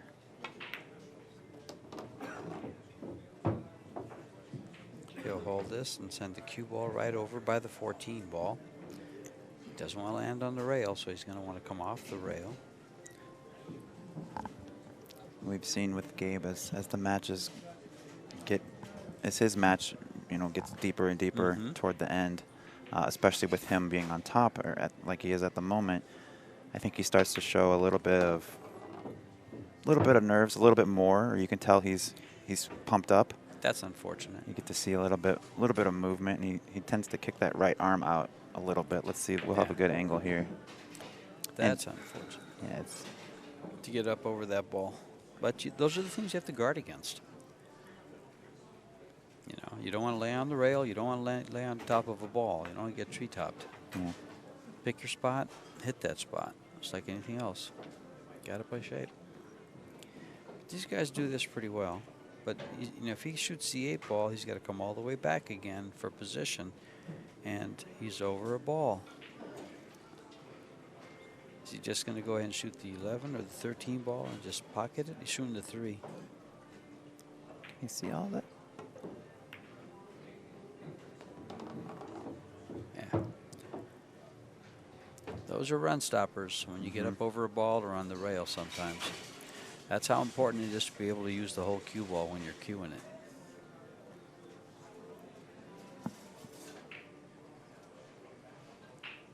What looked like a fairly easy run, as runs go, if you stay in line. Just one little hiccup. And it ain't so fairly easy anymore. We think about banking the 1 into the 4 or the 7, taking the cue ball down kind of by the 2. Well, I think Billy Thorpe would not hesitate at banking this 1 ball. Yep. And I think Gabe Owen kind of feels the same way about it. This wins me the match.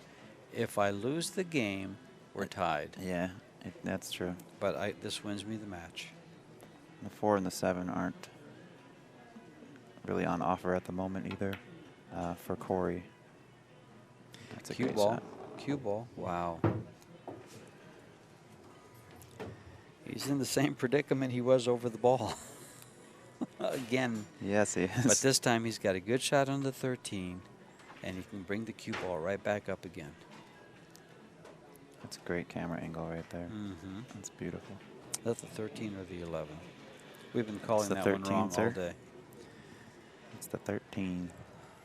Yeah, I can really see it orange from here. That's a good angle for it.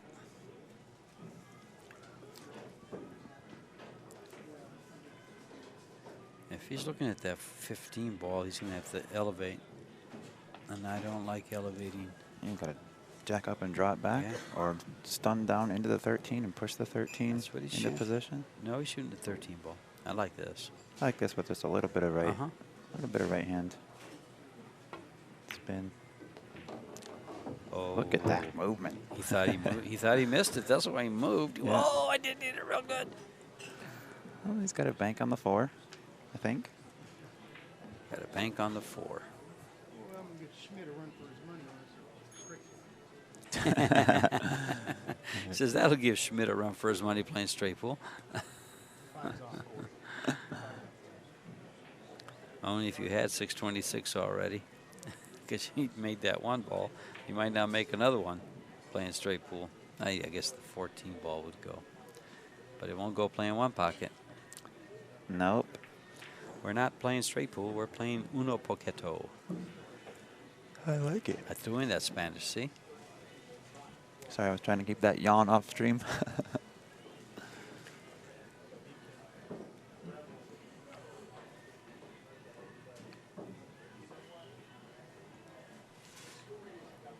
I'm playing safe here. I'm not going to take a chance. He's been able to control Cory. Not so much control Cory. Move with Cory. How about that? That's better. And so I think I'd stay with it. Cory's going to have to come up with something pretty good right here. kick the 8-15 combination? He got a little desperate, and he's. That ought to do it. Oh, the 8 ball may not go by the 15. Yeah, plenty of room. Plenty of room. Yeah. If he's got plenty of room, there's the 2 he needs. He's real close to his work here, but I think he'll be okay. He's about 6'5". He's got He's going to hit the 10. plenty of He stretch. cuts it. Don't kiss off the 10 and scratch. Can he avoid the 10 with right hand spin and just come between the 10 and 4 into the left long rail? Yeah, the 5 ball's there for that. Yeah, that's what I was talking about. I wasn't talking about going underneath the 2 to the Yeah. left of it. I was thinking the right side of the 10. He should have. Wow. Wow, that is a huge mistake. He just won the match with that shot. If he doesn't scratch. He's going to be sick with himself if he isn't able to Well, take this rack. For Cory to run into the... I think he'd ideally like to clip the top of the 10. yes. And avoid the 2 entirely. Oh, wow. Great shot. That's such a He's small, gonna do it again. small window to hit. The 8 and the 13 are tied up. The 7 and the 4 ball are tied up. Only balls that's open down here is the 15 ball. He's drawn for it right now, or he's going to go to it right now. I think he's running into that 4. Yeah, well, I'm not sure the 10 ball goes by this 15 ball to go to the hole. Goes to the pocket, not to the hole. What else could he do? The 14 ball there, I think, has a kiss. He may be able to get out of it, but he just walked away from it, so I'm not sure that he can. I think this is his best shot right here. Just hit it low.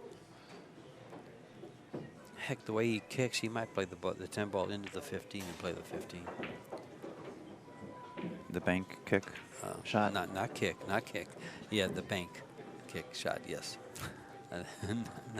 There we go. That's what he's Yeah, looking at. He just might do that. It's kind of what I was thinking, but I didn't want to say it because I thought you'd give me a hard time for it. Why would I? It's a shot. If he sends the ball below the 15 in front of his pocket, you know, Gabe might just feel a little desperate and bank the 9 ball right in and get shape.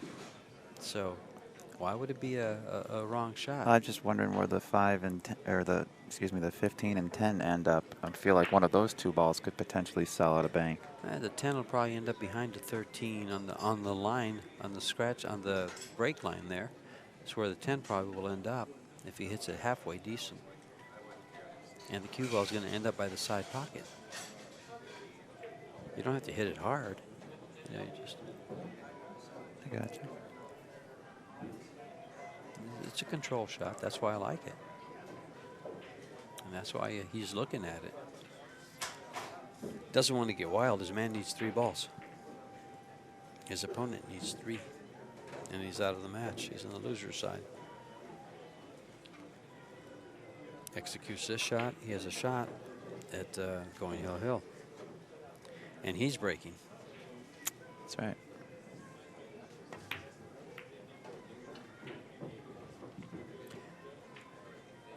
Now, he's fortunate he did not give up a shot on the 15. If that ball was just a little bit to the left, Gabe would have a shot. And I think he would take it at this point.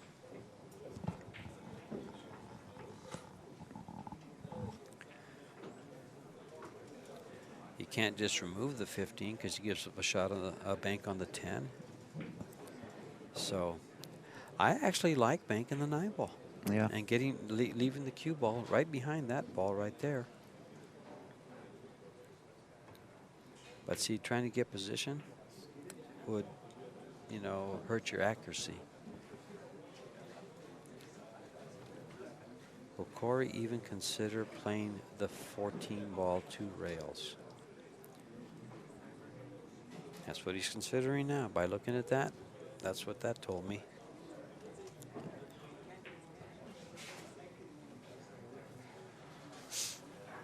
Can Can he clear the 9 with that? Yes. Or does it take it too far low? Now he's going to want to hit right to the right of the diamond, so he's got plenty of room. Plenty of room to get by there. Hit to the right of the diamond, the first diamond from the corner pocket on the head rail, and that should hit just about the diamond on the side rail, and it goes right by the 9. Sails right by it, no problem.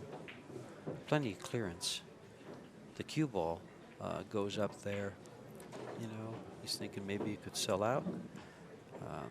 Could give up a cut on the 4 ball. True. So, you know, he has to guard against that.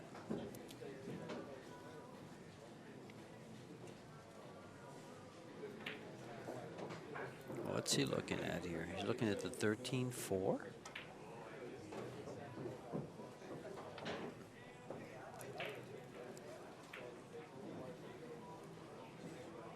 He wants to make sure he gets his cue ball safe, so he might be playing. I'm not sure what he's playing here. Might be playing that 7 off the 4-15. Like that. Wow.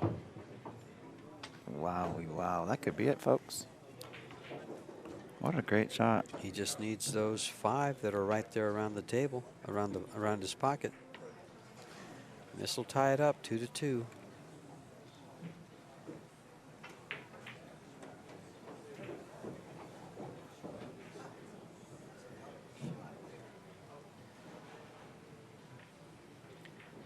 Coming back for the 8 or the 4.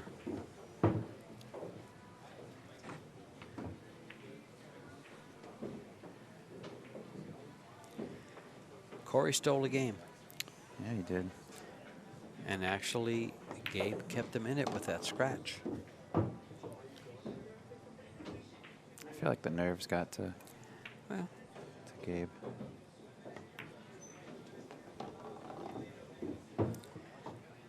Two more.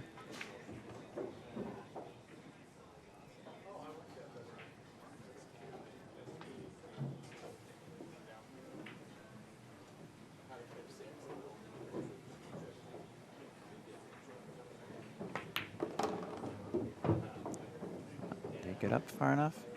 Yeah, it's. Oh. He's up far enough.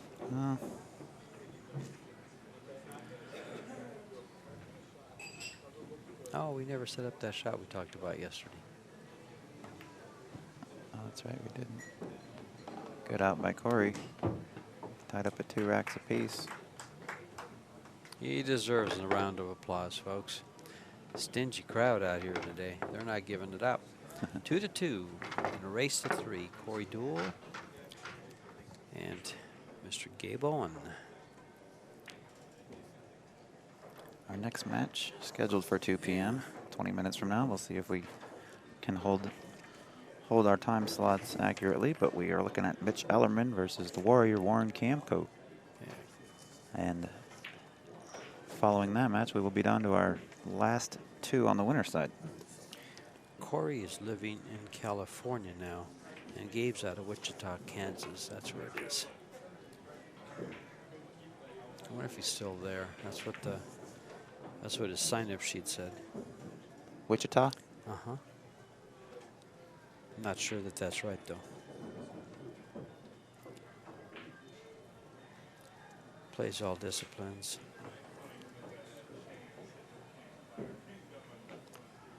His best year on the money earnings, tournament earnings, was 2008.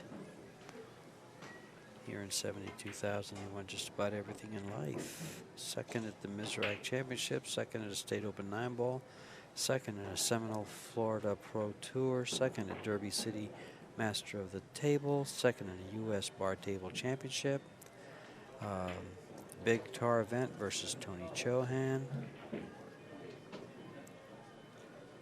Is that a one-pocket event with Tony? I don't. Or one-pocket match? I would imagine that's all he would play, Tony. His Derby City was prior to '08, I believe.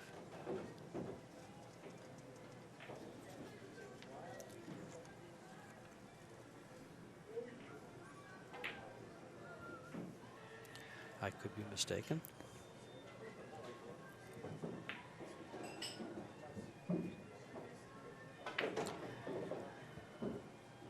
been to Derby City, George? I've never been to Derby. Or the Expo? Yeah, people tell me, you got to be crazy. You should have been there like every year for the last... Well, I don't really gamble high in Derby, and if you're not betting 1,000 a set, 2,000 a set, don't bother coming. You know, but even so, like Trace and the guys out of Phoenix always tell me, you like playing in the tournaments? He says, you know.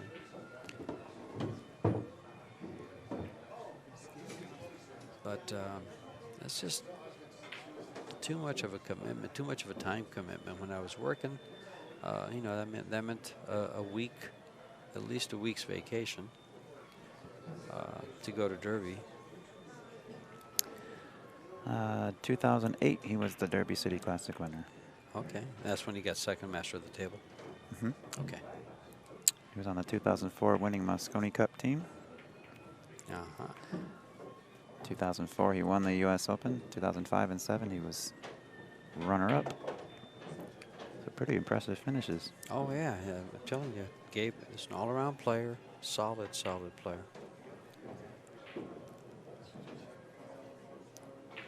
Just his last few years, he hasn't done very much.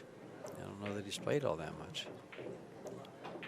He's playing with a cue that his dad built.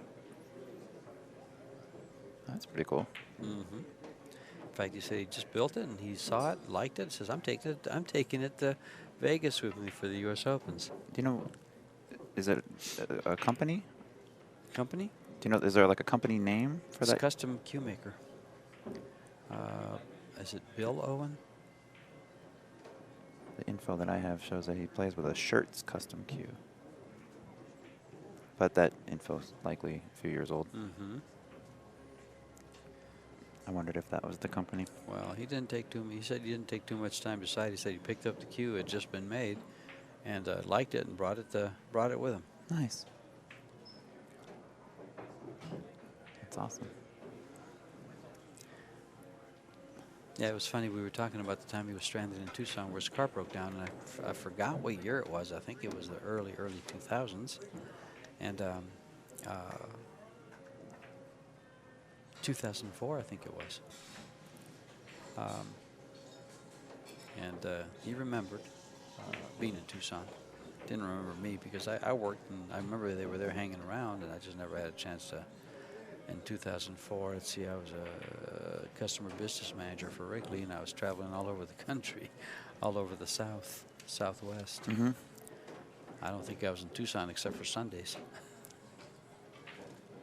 And at that time, I was in my office at home, you know, pretty much working 8 days a week. I get out and play pool once in a while.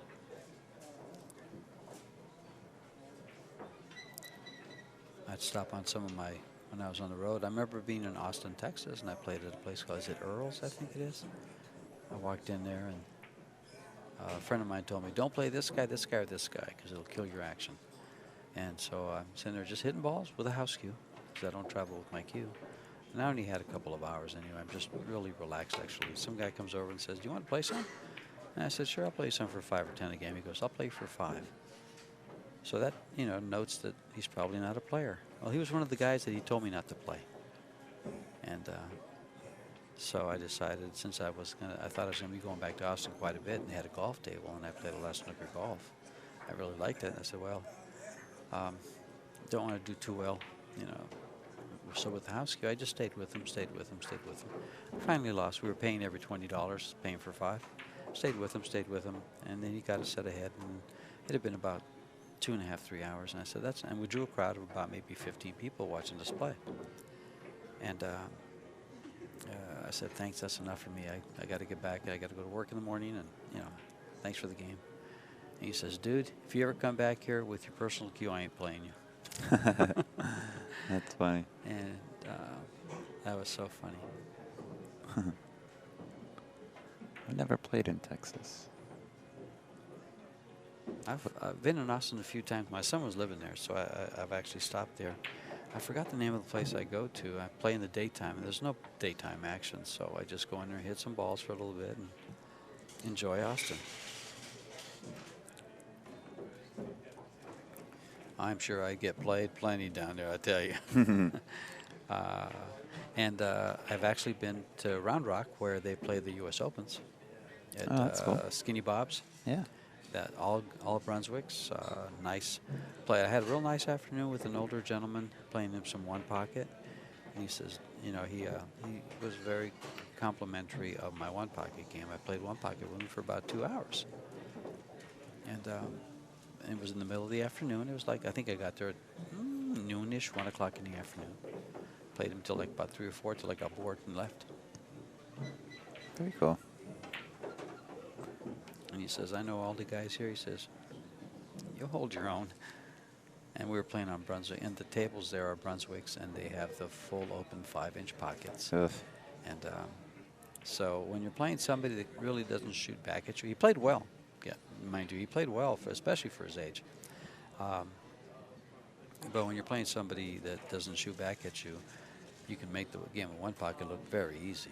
Mm-hmm. You know, especially because you shoot at balls that you wouldn't shoot at playing for 100 a game, and make them. And it's pretty impressive. You sit there and you know you're shooting a little over your head, and the guy says, well, you can play with some of these guys. Yeah, maybe not for the cash. Yeah. Got to be realistic. There's a nice shot right there.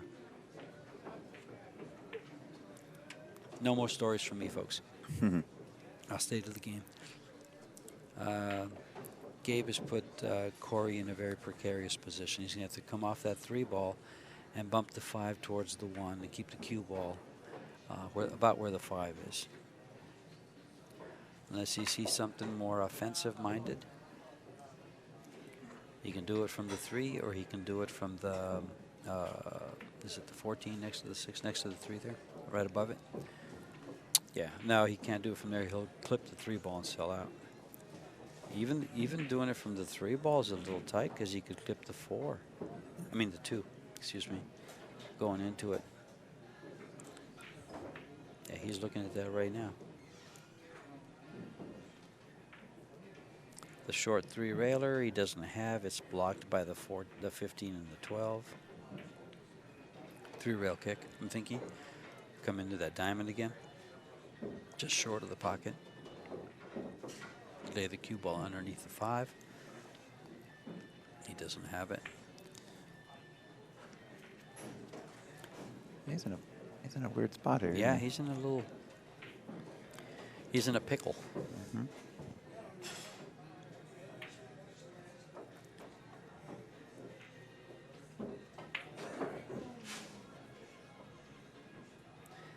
He could sacrifice, play the 8-4 combo, and stun draw the cue ball right up against a 5 or just past the 1 a little bit.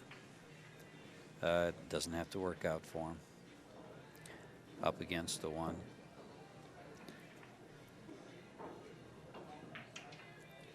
He's in trouble.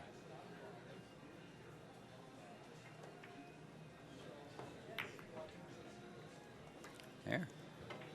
That was even better. Yeah. Didn't have to make it cleared out of there. He played the carom off the 3 ball into the ball above it, and then used it, the 2 ball, and then used the 2 ball to get underneath the 5 as the ball moved away from kissing his ball. Very, very well done.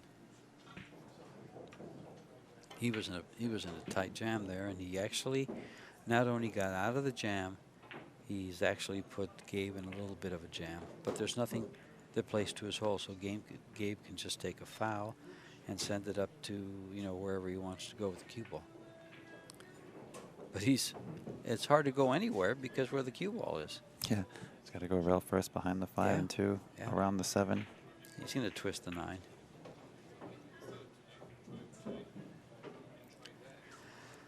Right English, just put it outside the corner pocket and have the ball come back inside the 2 ball, and the cue ball goes up past the 7 towards the corner pocket. That could kiss. That's real tight. That's a great angle. He's not even going to put the right English on. He's going to do it straight. This could kiss. You ever played like a 9 or 10 ball one pocket? No. You could also go rail first off the 9 towards the right side of the table, too.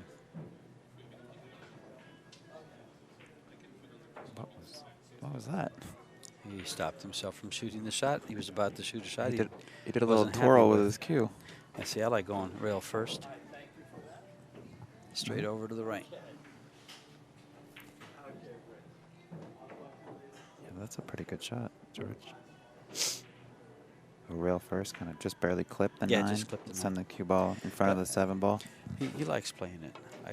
I'm just afraid. Oh, he just went straight after it, straight off of it. Not so good. Ooh. See ya. Oh, my. I can't believe it stayed out. You see him counting to He 3. counted 1, 2, 3. I think that's enough. Yeah. Wow. Actually, if I'm not mistaken, the ruling's 5 seconds. But It is. But whoever counts it. we have clearly surpassed 5 seconds at this point. So. I don't know, Mike. I'm on slow time.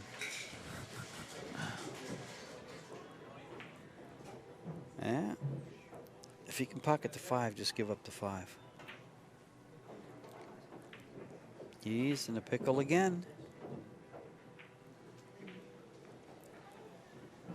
You know you're playing one heck of a player when you find yourself in a pickle 2 consecutive shots, and you made a shot that was really, really good to get out of the first one and put him in one. Put you right and back. He's put you right back again.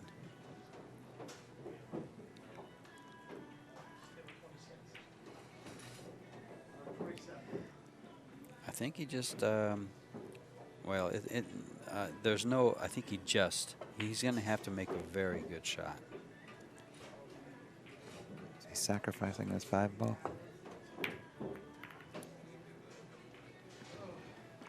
Uh-oh. I see He at least thought he was. At least 3.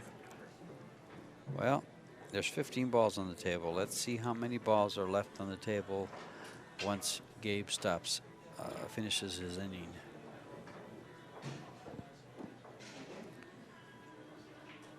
He had a similar opportunity last rack. Yeah. Twice. 5 with a little bit of right spin and get up on by the 3 ball for the 11. Or up for the 2 ball. That's even better. Still, the 11 blocks all the balls except for that 4-13-1 combo, which I don't think he's going to hesitate to shoot as soon as he gets it. Yeah, if he gets on that, it's Yeah. normally you hear a 3-ball combo and you think, bad, don't do it. But this one right here you have to take. Yeah, that one's worth looking at. Certainly. 3 balls is next shot. Or the, yeah, if he shoots the 2. He says, I'm going to open up the pocket by shooting this. If he gets on the 3, he'll probably play the 3-11 or probably just get on the 11. There's that patented right-hand flip that he does. Well, he's not happy with Quite it. Nope, often, forget that one. Yep. Forget that one. Just brushes it off like shoe fly. Yeah, okay. I just play for the combo right here. That 4-ball combo. 3-ball combo with a 4-ball. Just draw the cue ball over where the 10 is and play it.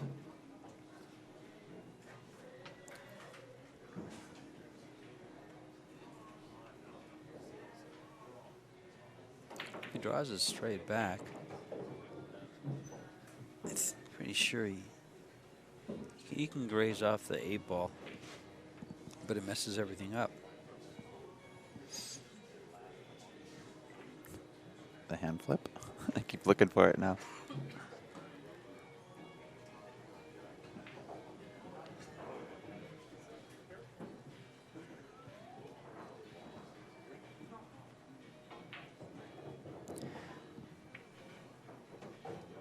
Matt Chillerman, Warren Kiamko coming up right after this match. Those of you in the live stream. Yeah, both players standing nearby, ready to roll. Yeah, they both coming hot off of a match, a good match. Warren defeated Billy Thorpe, which is a feat for anyone. And Mr. Ellerman roared past the Lion, Like how Alex he did that. Pagalion. Oh, come on, Gabe. He's gone back and forth 7 He or 8 might times. just go right into the 15 ball. Go past. Not sure. Yeah, he went this way. Okay. He might regret that if he doesn't get out. Yeah. If he doesn't get out, he may have to just give that one to Cory.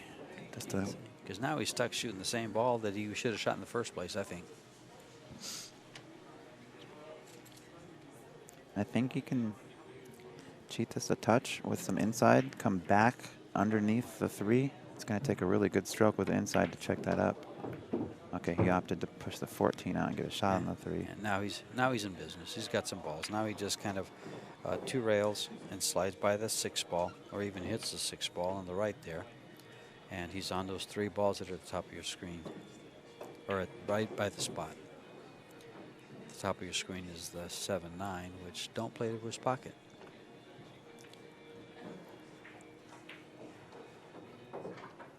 Well, I think if he can pocket this 3, avoid the 4 ball and the 13, he's got that 3 ball combination, and from there he'll have, you know, the 4, the 13, and the 8 left to deal with. I imagine the 13 creates a little separation from the 8 if he does play that combo, but we'll see. He says, I want to make sure I know how many balls I have and how many I need. That is one thing about one pocket. An old-timer's rule is always know the score, because the score can dictate what you want to shoot. Higher. Well, hello, 3-ball combo. If that 13 goes by the 8. I think it does, buddy. That looks pretty good. I can't imagine having to play the 3-ball combo. I may even play that combo and then come up for shape on the 12, just to not even risk getting stuck with that 13 and 8. He's still got 3 other balls, you know, the 14, 15, 12. He doesn't like something about this, that he's looking at something else. He doesn't like it. So that 3-ball combo, it looks good in the booth, not so good out there. He's got 4, he needs 4. Gabe's giving us a little Hollywood right now. No, he's not happy about what he just did. He had a great opportunity again. Remember, he lost that last game on a scratch that he didn't have to have, and he'd be out of the match already. Now, he's failed to run out when he had an open table, and, you know, he's heel-heel with his opponent. Can't afford a mistake here. What goes through some players' minds is, I don't want to look like a dummy giving this up. And that's more pressure than the actual match.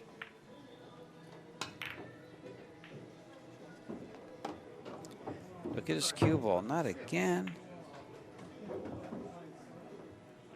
You just pocket the 10. But see, you got to be careful because you're going to give up a shot on that 13.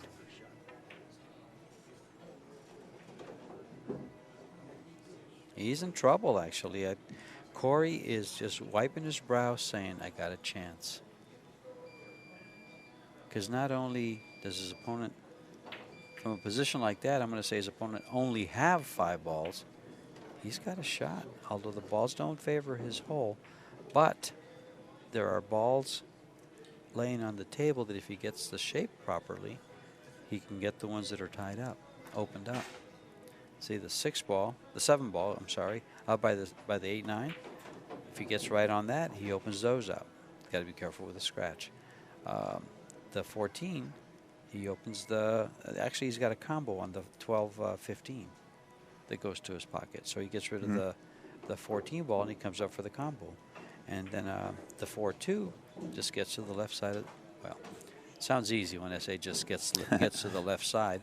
But, you know, he can get there from the top, from the 7, from the 8, from the 9, somewhere in there. Just slide down for those 2 on the bottom rail. So they're there for Cory. And with his, you know, pinpoint accuracy on his shape,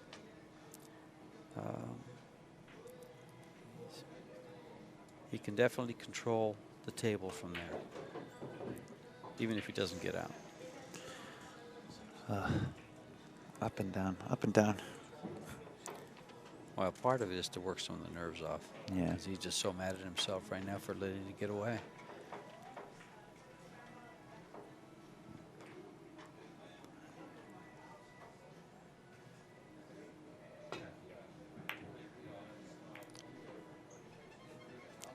I wondered about that, but I feel like that could cost him.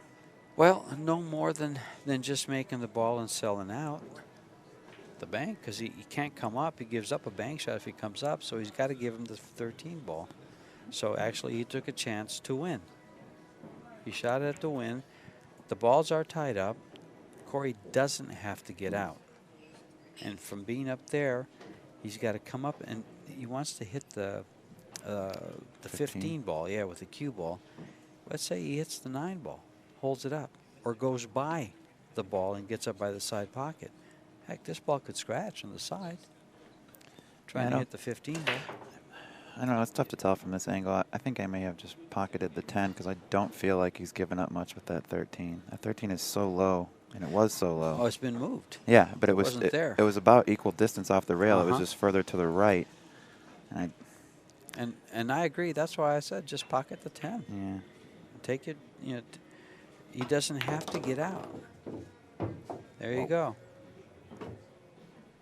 Now he's got a shot on the 14 ball. He's got to go underneath the 4, and it does. A little bit of just a little bit of right hand English or right low. He's going to try to get on the 4 actually, and the 13. There you go. Nice shot. Now he's got the combo, I believe, or he can open it up here. But now those 2 balls that were laying to his favor are laying against his favor with they're against the side rail. But he doesn't need those 2. He needs the 3 up on top. But he wants to move those 2 so he can shoot free.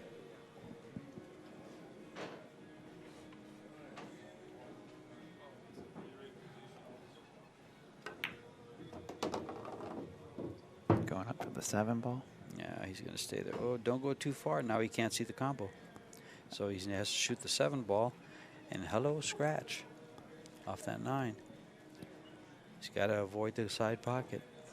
Figure out a way to avoid the side pocket. Is there any value in pushing the 7 straight and freezing the cue ball to the 9? Back of the 9? Yes. Yes.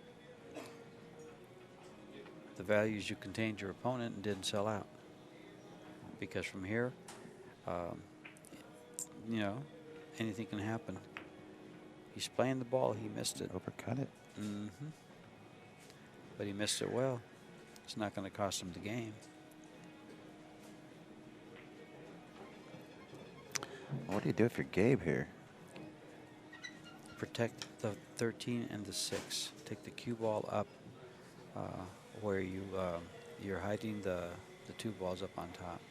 I believe the oh, I did get that. Went for a takeout. Okay. I believe the 13's in the way, but will that 8-9 combo bank back down toward Gabe's hole?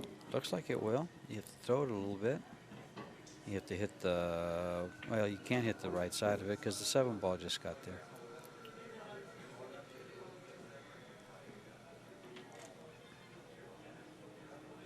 And I think there's space between them. I'm not sure how much space is between them.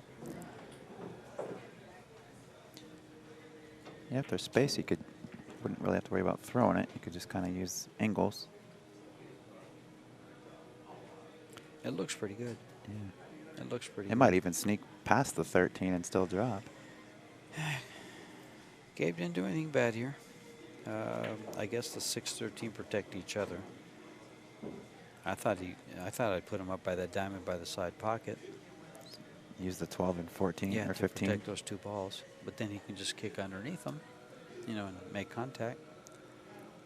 But, you know, and he kicks good, so he took out the ball instead of giving him the ball. That's all.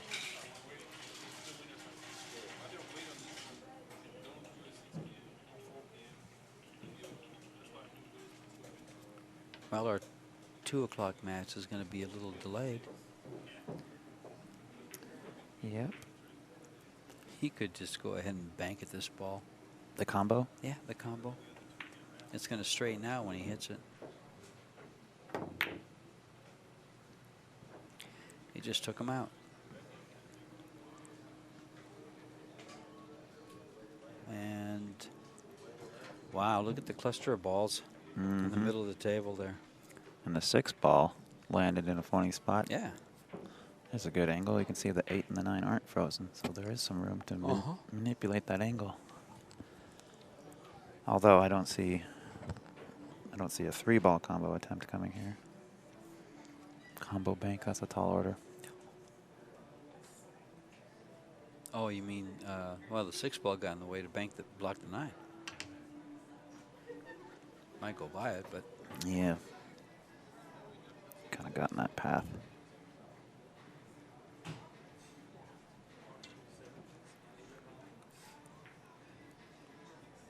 What does Cory have up his sleeve here?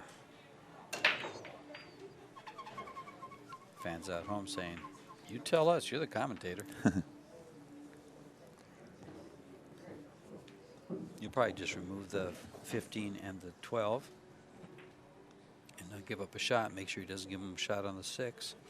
So he'll probably remove the 15 and the 12 by hitting the either the 15 into the 12 and bring the cue ball back of the rail where you can't see the 6.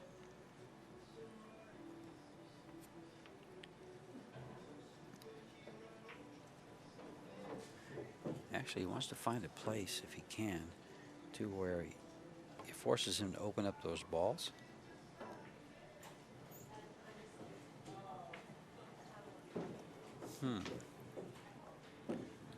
Interesting.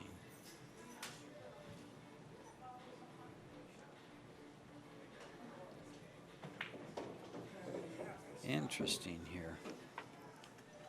Can he play the 7 ball off of the 13 to his pocket and follow the cue ball a little?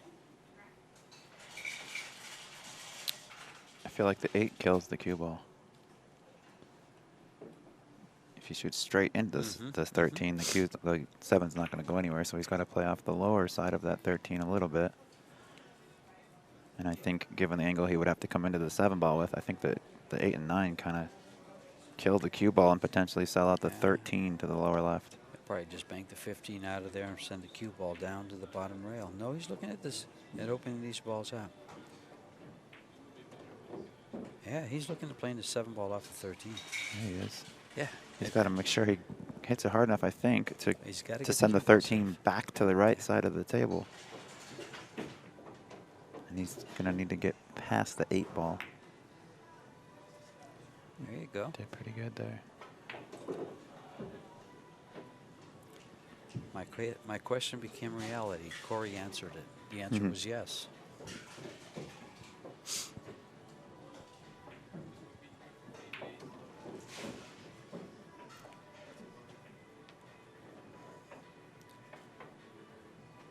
Gabe just may bank this 15 ball to his hole. He's kicking the 7. Softly.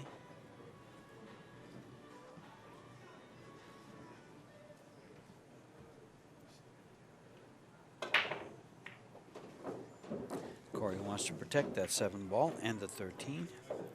So he has to find cover behind the 8, behind the 12, somewhere over there by that chalk on by the side pocket on your left of your screen.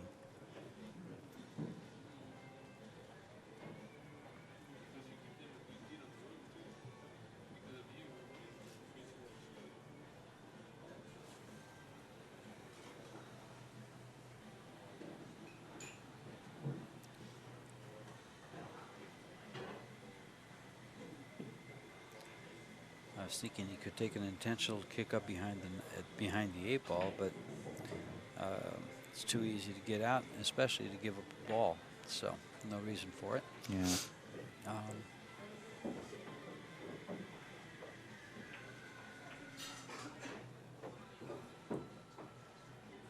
Just gonna let him bank away, huh? You gotta play it up and cover it with the 13.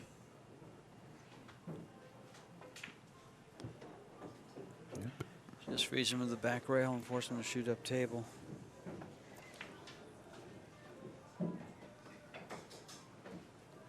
See how important putting him up against the rail is? Mm-hmm. Now he can't hold it on the bottom unless he really, really elevates.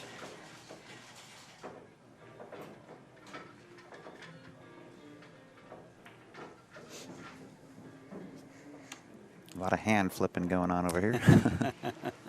Oh, he's doing it with both hands now. Oh, golly. We're hand flipping. Yeah. You can literally see the nerves and the... Well, he hasn't been in any big tournament like this for a while.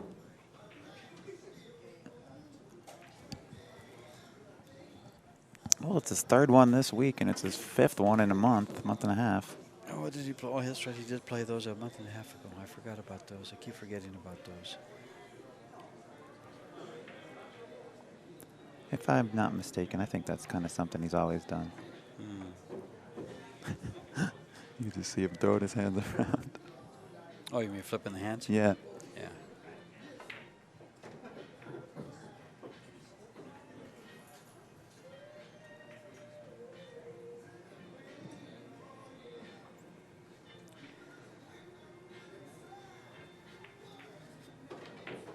Looks like he was about to fire at that 6 ball.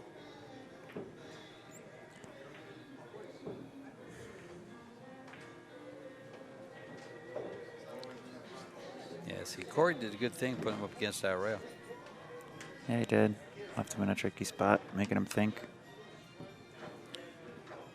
See, did you say the loser gets 5th, 6th? The loser of goes this to the match one. is guaranteed 5th, 6th. Yeah. Yeah. So he keeps playing, but he doesn't want to lose it. That's for darn sure.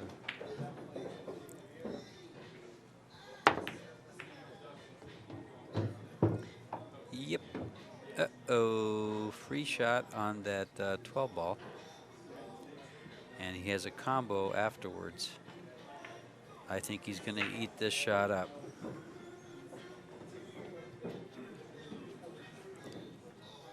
I think you're right, my friend. It's just too tempting. Well, look at the combo. And not much Afterwards, punishment if yeah. you don't make it either.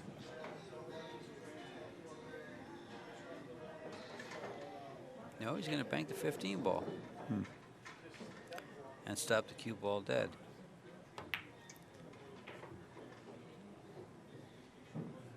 Doesn't want to make it. He wants to hang it.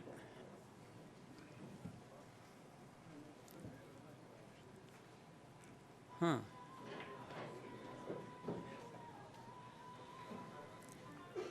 Pin the 13, take the cue ball to the back of the 15.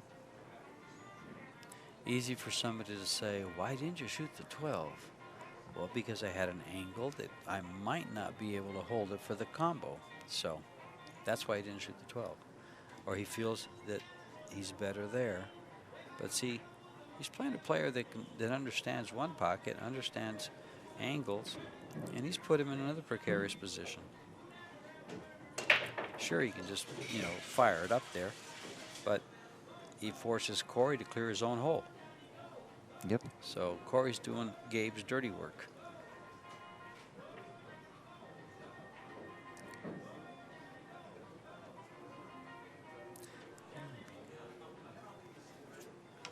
Now, goodbye.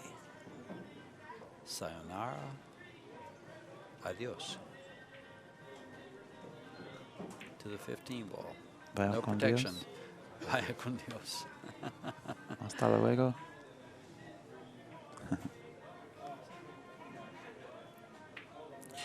Auf Wiedersehen. Ooh, I like it. I watch The Sound of Music. I think I was forced to watch that in school. That was a good movie, regardless if you were forced to or not. I don't recall it. They made a remake of it, didn't they not? I don't know. Yeah, I think so. I think you're right. I think I remember hearing something about that.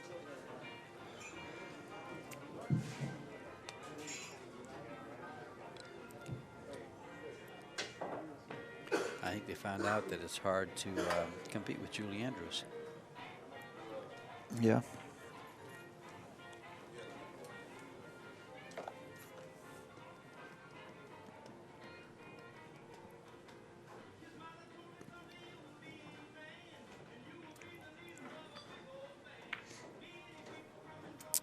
think if I was going to make my own version of the game of one pocket or put my own little twist on it, everyone's going to have a 20-second shot clock. 40. 20's too fast. 40's too long. I'll settle for 30 then. 40 second. They give you 40 for 9-ball, don't they? And that's 20 too many in my opinion. Little gunslinger over here. It says fire away or go home. I just feel like it makes it a little more entertaining. Takes away the chess mast aspect of it. The chess mat. Think faster. Chess mast. Yeah. Well, in chess, you're on the timer too. I played a lot of chess. Yeah, they do.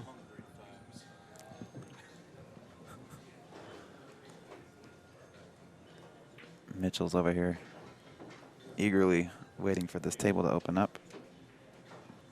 You know, I was reading something. Who posted this? I saw this posted. Was it Facebook? About pregame jitters. When you have a match coming up, do you get the pregame jitters? Yes, I saw it on Facebook, posted by Carl Stewart of Arizona Billiard Academy in Arizona, in Phoenix. And he was talking about, you know, coaching someone to get the pregame jitters out of their head. Tennis players feel it, pool players feel it, athletes feel it. When they have a big match coming up, in preparation, they get a little nervous. Uh-oh, cue ball. Not hard enough. I don't get nervous before a match. I'm always nervous the first rack of a match. Yes. And oftentimes until I get the first win, sometimes I'll be a little bit jittery. But I hear a lot of people say the first game and the last game are the toughest to win because of your nerves. Yeah. Sometimes you can get over that, and then you get lost in the match. And as long as you don't look up and start thinking, you're okay. Then all of a sudden, someone brings you back to earth, and you wake up and you go, "Oh shoot! Look at those people. They're looking at me. Oh no." Well, Gabe just fired at that last 8-ball. I don't object to him. Well, this is a good shot too, and position. I was gonna say I don't mind shooting this 6-ball. Banking it and bringing the cue ball straight back, but this, no, this I don't know that he can hit this. I like the 6. Yeah. I was looking at the 13, but yeah, just be drawing this straight back.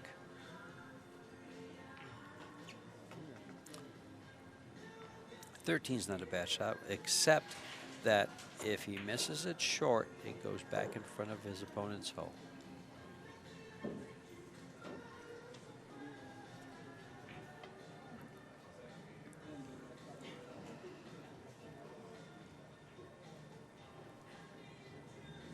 And I think he just looked at the 13. And he's lined up on it. But he's been playing bank pool for 3 days this past week. great shot. Nothing but net. Great shot. So Puts him on 6. He needs 2. 2 balls away. Well, now he's too far away from the 6 to give that a shot. He could play the 6 and hold it for the 7 to win the game. But you don't open a door for your opponent. Could he bank the 15, take the cue ball to the right-hand rail, and use the 9 for his out ball? Or the 12? He's just taking this away and putting him on the bottom rail. Certainly smarter than the route I was looking. Yeah. How important it is to put him on the rail. He did 2 things there. He left a funny angle on the 12 and distance. He was trying to get that cue ball to the bottom rail.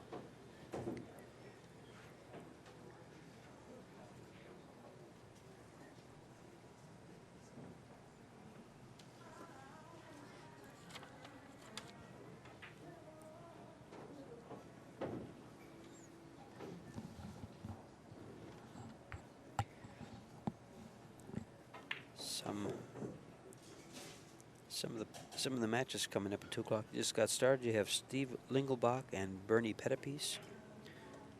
Ian Costello. Oh, that was played at noon. Over playing David Zepp.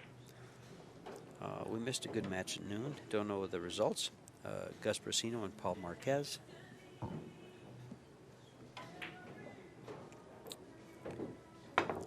on the bottom we had 2 o'clock playing now is Ron Rutan and Mark Vidal.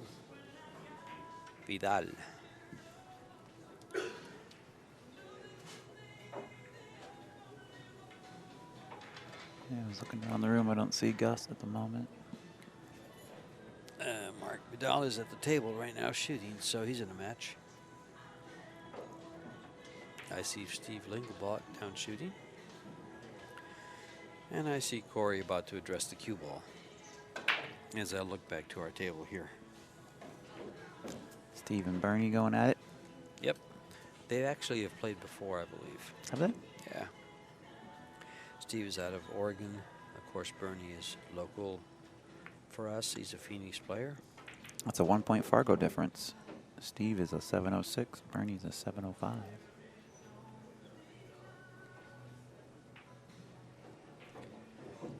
I have a feeling Ian Costello handled his match against David Zepp. Yeah, you would think. David Zepp is out of, another match that just went on at noon was Adam Kroll and Ellis Kane. They are still playing. They are? I believe so. I see Adam at the table I've seen now. Trace and Adam both shooting at that table. Yeah, I see he's at the table now. I see. I looked over and saw him. That was a noon match? That was a noon match. Wow. On paper, Trace is the favorite there. Doesn't he usually spot him when Yeah. they play for money? Yeah, They but gamble in Phoenix. yeah, they do. Gabe But is if this match is taken, over 2.5 hours, Adam must be putting up a heck of a fight. And I know Adam sure puts in a lot of time and money into the game. Back in Arizona, he used to take. He actually refers to Mitch as coach. Doesn't call Yes, him he Mitch. does. He calls him Yes. coach. Yep. So for a couple of years, Mitch kind of showed Adam a few things.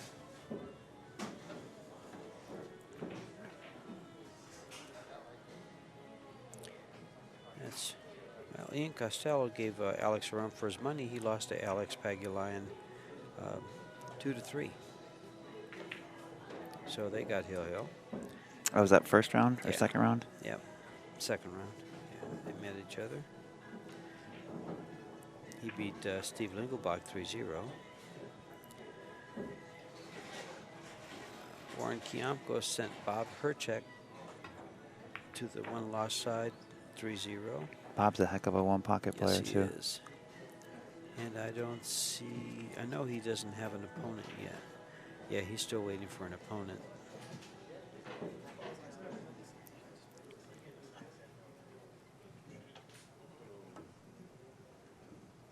I believe Gus is in a match. I just saw him walking back to a table here.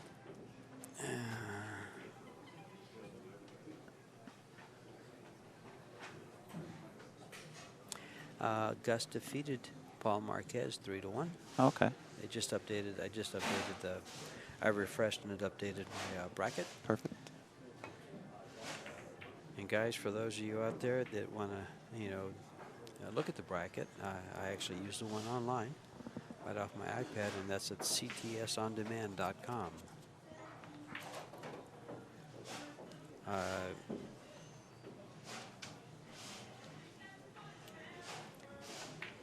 We've been posting that on Facebook and sharing it. I posted it on AZ Billiards and shared it.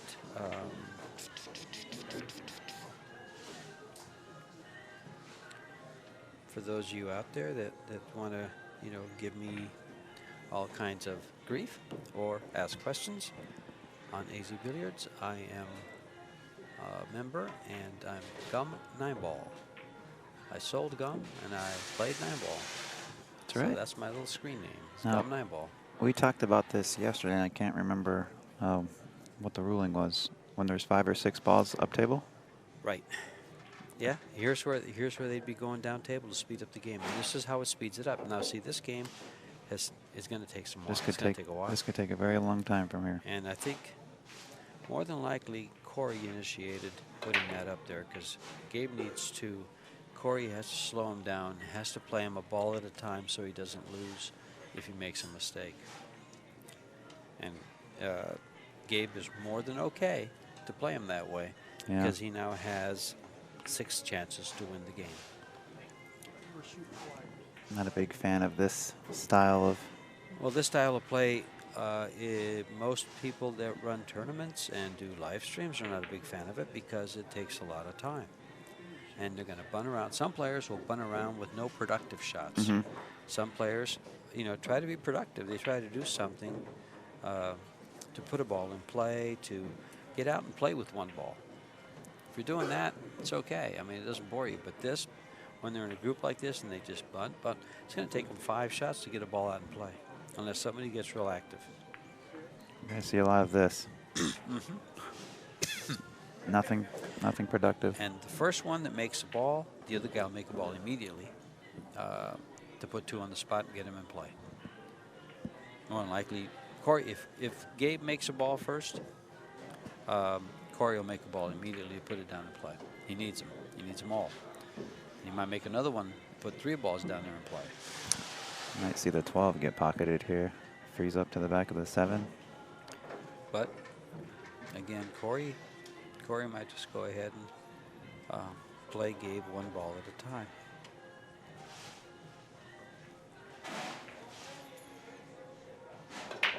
Does not want to give up a shot on the 6. There's a shot here that I used to practice, and it's 2 rails to the side pocket and over to the corner. So it's a 3-rail shot. But he's on the rail, so he's not shooting it. He's just going to go off the ball and go to the other side of the table, just like that. And I saw a player with a shot similar to this fly at this bank shot for his pocket, and so sold flat out. Yeah, that's probably what I'd do. I'd be tilted at this point. Most players would say thank you. I know what I'm capable of, and I know what I would likely do, and that's why I don't gamble at this game.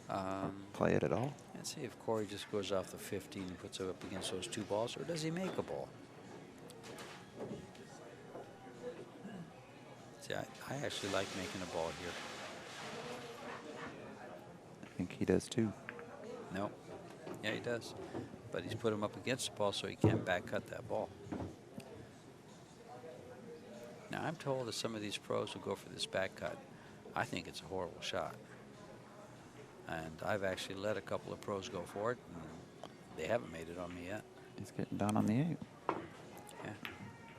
Just take it away.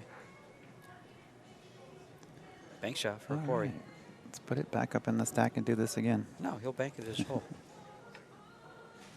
I think he banks it at his No, hole. I feel like he could be selling out the 8 if he goes. Oh, he's going to bank playing the the 8. eight. He's Okay, gonna bank the I'm 8. sorry. Yeah, it took me a moment. I thought you were talking about banking the 15.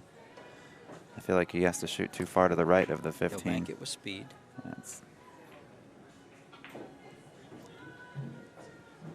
And that's nice pocket speed.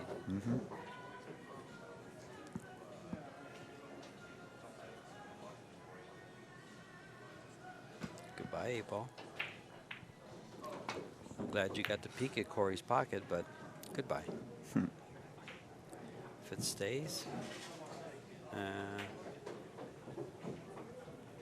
he probably just cuts it over and leaves all the balls at the head of the table. Cue ball probably 2 diamonds away. Or does he make, if he can make the 9-ball and get up against those balls, he'll do it, but the 9-ball doesn't go.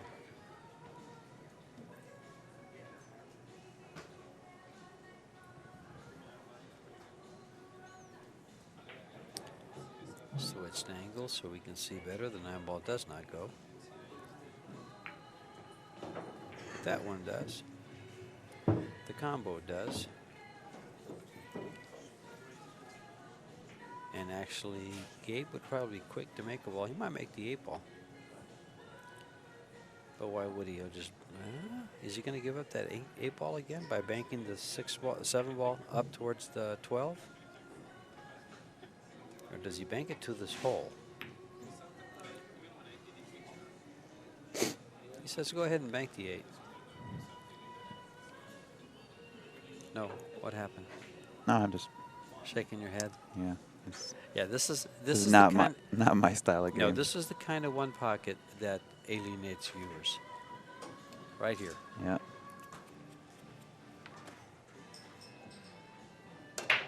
This game is not made for TV when it's played like this. That's why they chose 9-ball for your TV, for your television enjoyment or entertainment. Moscone Cup. I saw an old match last night between 39-year-old Efren Reyes and 33-year-old Earl Strickland. And I didn't get to watch the whole I fell asleep, honestly. I didn't watch the whole thing, so I don't know who won, but it was really cool to see. It was a world championship, and it was televised, yeah. Efren won? Since I didn't see the end of it. Okay. At the moment, Efren, I don't believe, had a world title. Earl already had 3. They showed the players' statistics, and Efren had a lengthy resume, but they didn't say any world titles on there. And the first feature highlight they put under Earl's name was 3 world titles. And I think he ended up with 5 altogether. Did he? Yeah. I'm not sure. I think.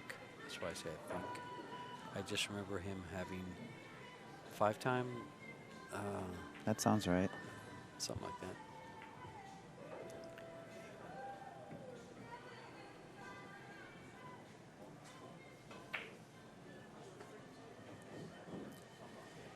Gabe will probably, does he clip off the 8 and come all the way down? Distance is what you want to give him here. Gabe's scratch on the 5 a couple racks back has set things over an hour back. Sure. That scratch, I mean, he was on the verge of winning the match. Mm-hmm. And instead, Cory stole that game from him, and they're tied at 2.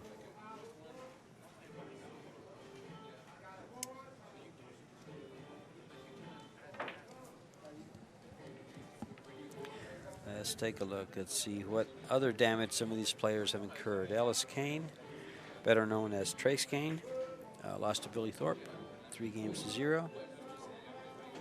I think I already mentioned that Warren Kiamko took care of Bob Herchek, but Bob Herchek took care of our local hero, Ron Rutan, Preacher Ron. Did he really? Yeah, 3-0. It's nice to see Ron again. It's been a number of years. Yeah, it's been a while since I've seen him. And Gus Brazino and Chris Adams came to this tournament together, and they matched up with each other right out of the gates. Yeah, it looks like Gus is actually going to be playing Ian at 4 o'clock. Mm-hmm.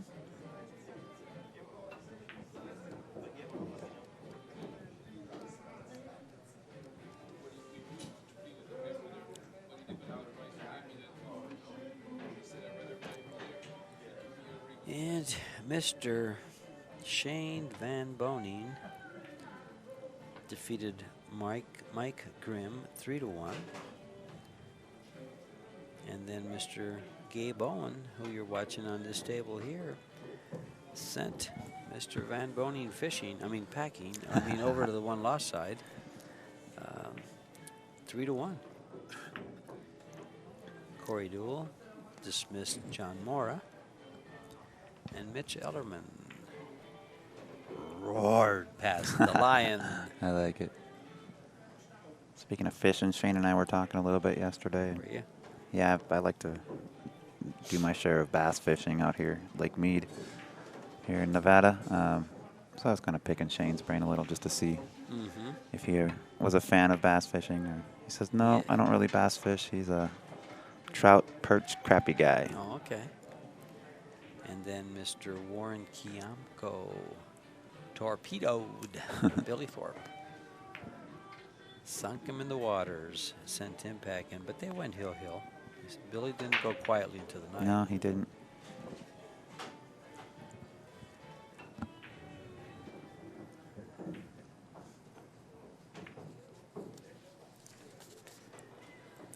Shane and Billy finished first, second in the U.S. Opens.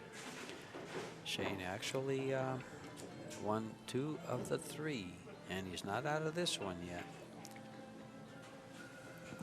to make it a three-peat. Yeah, Billy and Shane getting kicked to the backside of this tournament somewhat early has made things interesting for the all-around bonus. Sure. You had 4 guys competing for that bonus. You had the point totals on that. They vary by field size and tournament. I thought, when I first looked at them, I thought it was 220 for each tournament. That's what I thought. No, no, it has to do with the size of the field. The way the points are distributed. So with them being pushed to the backside, it opens the door for Mr. Kiamko and Mr. Owen, I believe. Is John Mora still in? The one pocket? John Mora. He lost to Cory first or second round yesterday, which would have been second or third round because I believe both players got a bye.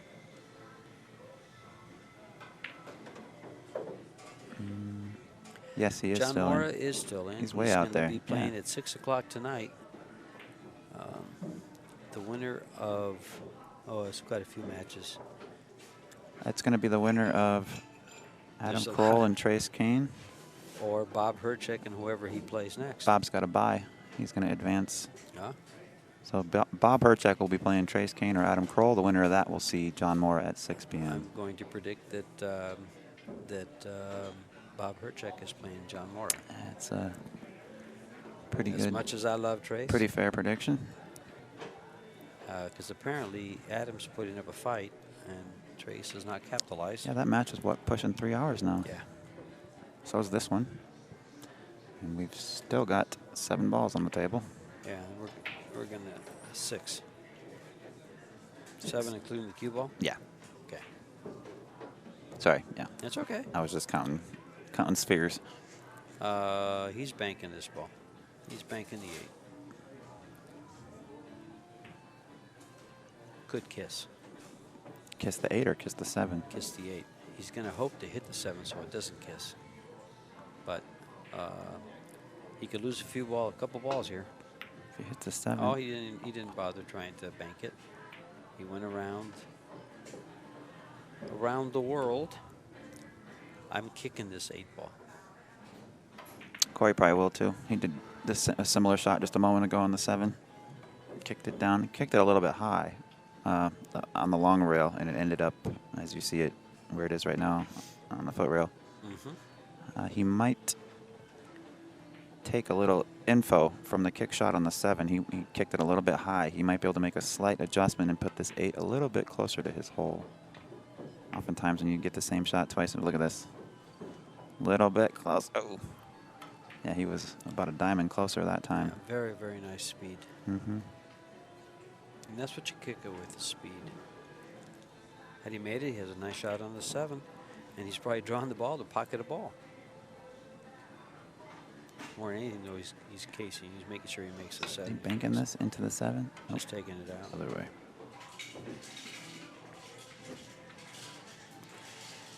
Now, does he make one? I actually like making a ball here. Will he go to the left side of the 12 or the right side of the 12? The right side of the 12. Gave him too much to shoot with.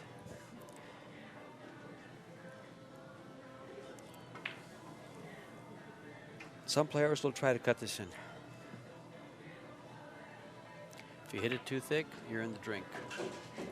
If you miss the whole ball, it's not so bad, because if the ball goes 2 rails or up to the middle of the table and you spot a ball and you don't sell out.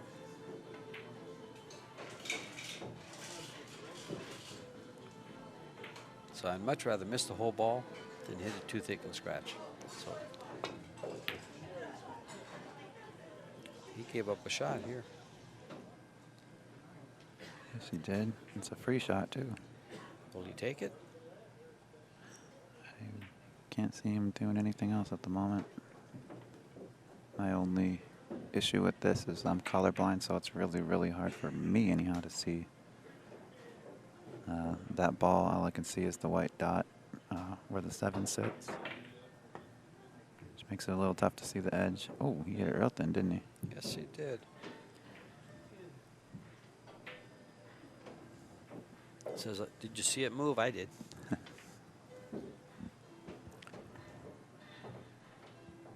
Just bank it up to the whole stack up there and just slow things down again. Oh, he actually kept it in play. Some guys will slow it down, put it into the stack, but then they risk making a ball. So that's probably why he didn't bank it over there. But he's going to cut this ball and bring the cue ball over, but he doesn't want to get the 9 ball all the way down there because, yeah, nice. Doesn't want a chance leaving the cue ball on the right side and making a ball, giving up the spot shot.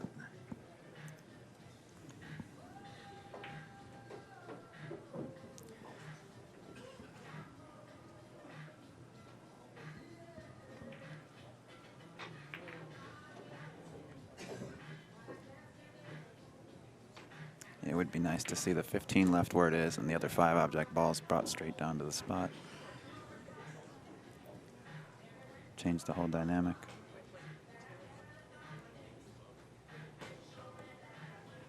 But that's a different style of play. These guys knew what they signed up for.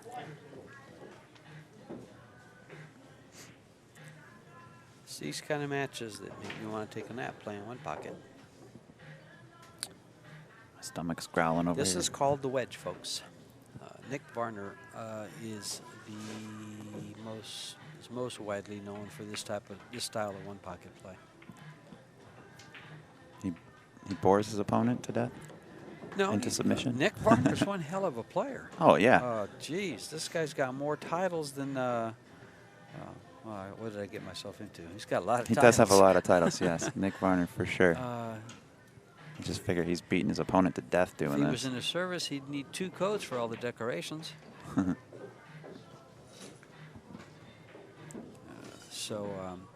Yeah, but this was his style of play. I actually had an opportunity to play Nick Varner a couple times in Tucson. Did you? Yeah.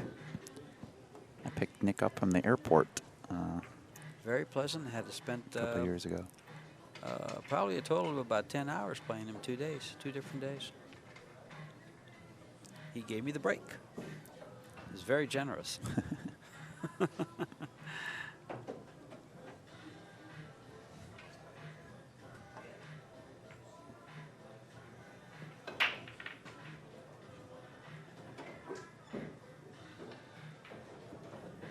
That was it. You went to the pool hall. You went to Main Street. Nick?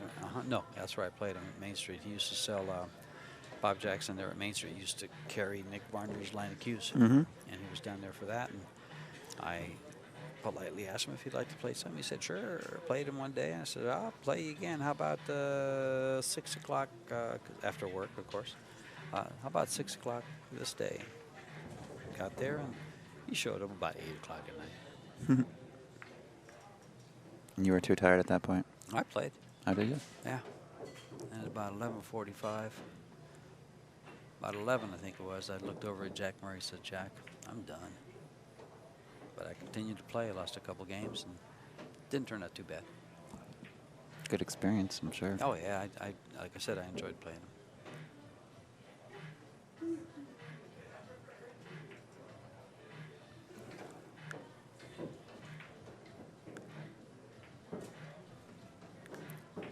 Didn't play him high. I just played him. I think we just played 30 or 40 a game. I forget what it was. Played Earl Strickland the same way. I never got to play Earl. That'd be fun. Yeah, that was. Actually, Earl came out to my house and played me at my house. And he played better on my diamond table than any living human is probably capable of playing. That man, I was so awed by how good he was playing. I didn't want to shoot. I wanted to watch him shoot. Yeah? Yeah. That's I'm pretty serious. I was totally, completely in awe.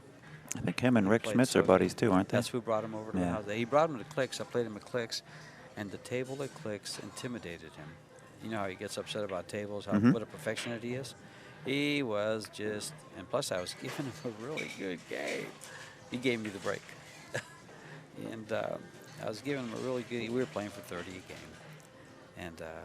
And he just went ballistic when a few people started clapping for some of the shots I made. this ain't no tournament. We're playing for money here. We're gambling. I can hear it. Mm-hmm. And he just fired himself up into a frenzy. I was up 3 games at the time, and he just robbed me. He says, I control things here. He does not. Oh, that'd be a lot of fun. Oh, it was. And then after that, I invited him to play at my house. He came out, and actually we had a great session. The opening break, I made what I thought was a fantastic break, and I thought to myself, as smug can be, and I never do this. I never really even think this way. But I made this great break, and I looked at it and says, deal with that, you world champion. In my mind, I didn't say it to him. I turned around to grab something off the top of the bar, looked back, and I'm in the worst position I've ever been in 2 shots after the break. Oh, no. Or shot after the break. He somehow returned the break and put me between 2 balls that were in front of my hole. And I was trapped. Jeez. That's crazy. What upset me was I didn't get to see how he did it. And there was no replay. I was rooting for that ball to drop. Goodbye. Yeah, hit the reset button and try it again. He signed my one pocket book, the shots, Eddie Robbins' shots and strategies. Mm-hmm. Signed it for me. I might have had him side the skirt of the table. That's an idea. Never thought of it. And they did that, if I'm not mistaken, I believe Mary Kaufman. A lot of you know her, some of you may not. Her and her husband Dan have the old Diamond Moscone Cup table. Oh, okay. And she is on a first-name personal basis with a number of professional players. Well, sure, she's on a first-name personal basis with us here. Yeah.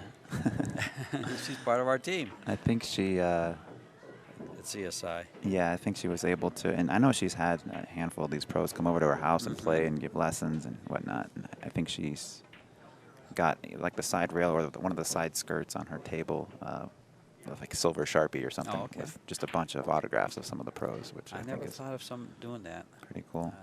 I had Rodney Morris over at the house. Rodney and Lenny came over and filmed That's right. Rocket Science. Rocket Science was I got at your to play place. with Rodney, and I'll tell you what.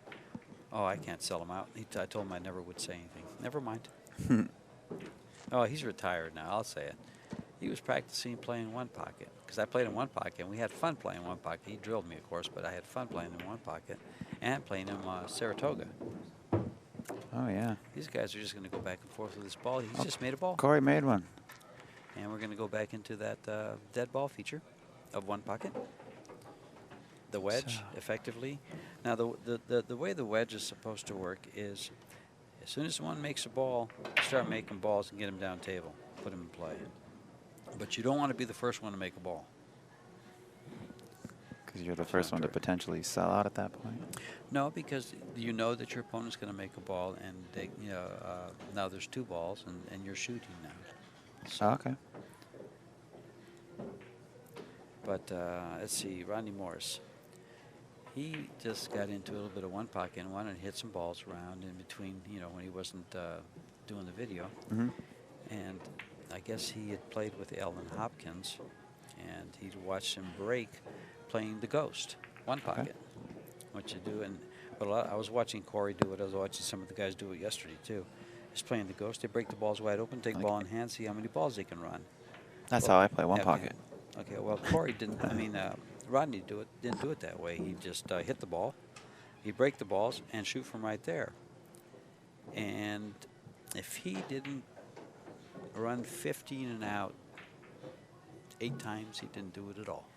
Wow. He had a lot of 15 and outs. He might have done it 10 or 12 times. No But of course, this is not taking ball in hand? Not taking ball in hand. Oh. And this is throughout the course of, they were there a week, so. This is going to take a while. This is one thing I think needs to be changed for this type of play. Yeah, definitely. Like tournament play or spectators. Now, there is a Grady Matthews had a way to play this.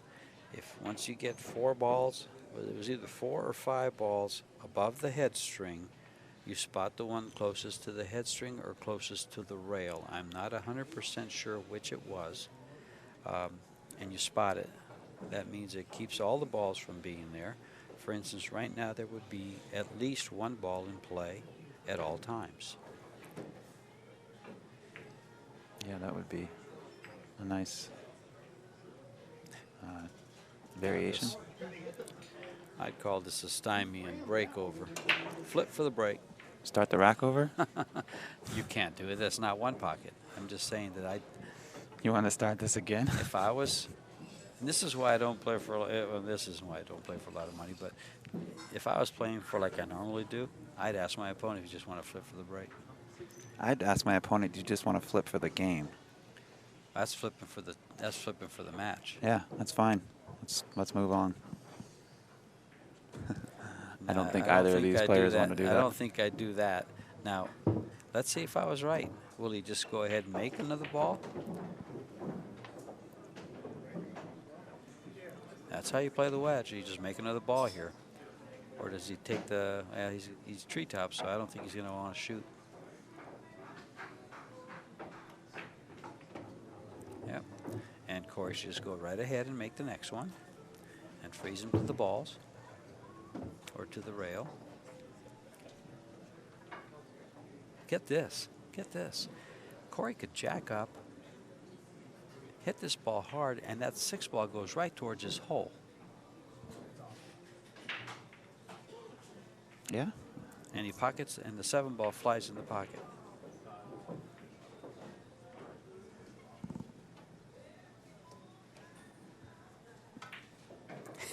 Did he hear me? Can he? No, he's not. Can he put that enough of a stroke on it? Being Yeah, that close? that's the hard part. Yeah, I think he can.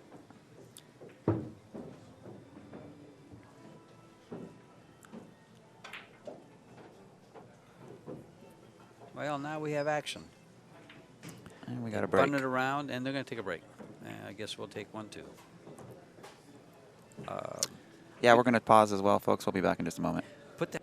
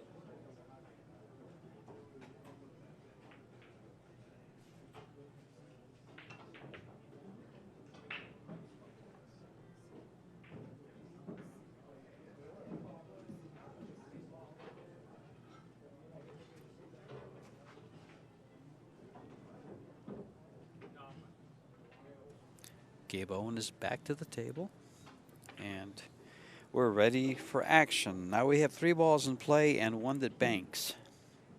3 balls lined up on the spot. The 6 ball banks. Score is 6-4 this game. The match is tied 2 games apiece. They're done with the wedge. Let's see if we go to it again. Cory will be hitting balls up table here probably. And will he remove all of them or just one of them at a time? Wow.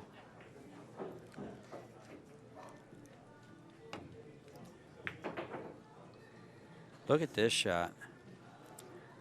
I think Cory got bored playing that wedge game, and he kick banked the 6 ball in front of his pocket.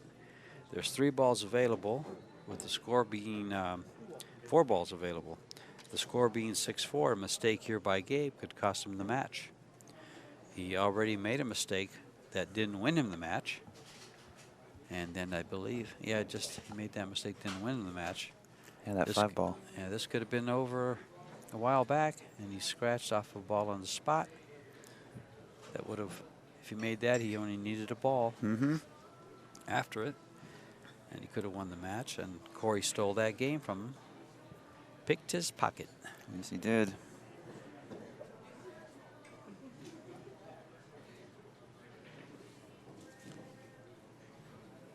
Careful not to double kiss and lose the cue ball. He's giving a shot on the 15. Giving up a real good shot on the 15.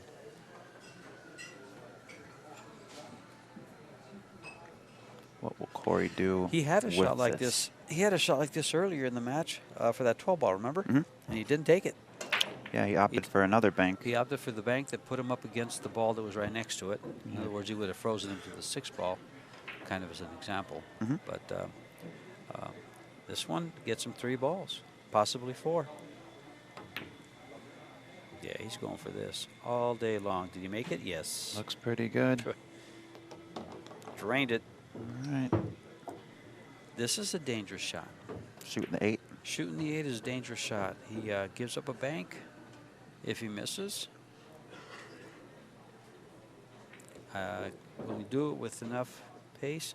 If he hits the side rail, it could bobble, give up a shot. But that's the shot you have to take, I think. Oh, yeah. Especially if you pocket balls like he does. That's just such precision. And it's just sick how good these guys, these pros hit the balls. And here's your bank shot for the match. And this is a high percentage, straight back. And folks, immediately following this match, we'll give the players about 5 minutes, but we'll have Mitch Ellerman versus Warren Kiamko. We'll let them come in and address the table, get comfortable for a moment. We will He's not making it. take a moment to reset ourselves as well, and we'll be back for that match upon the conclusion of this one. Tables have turned. And now, was it Gabe that made the first ball in the wedge? Nope, it was Cory. It was Cory? Yep. Well, Cory took advantage of it. Yep, Cory shot it, and then Gabe, we saw kind of deliberate for a second and then shot up into that wedge.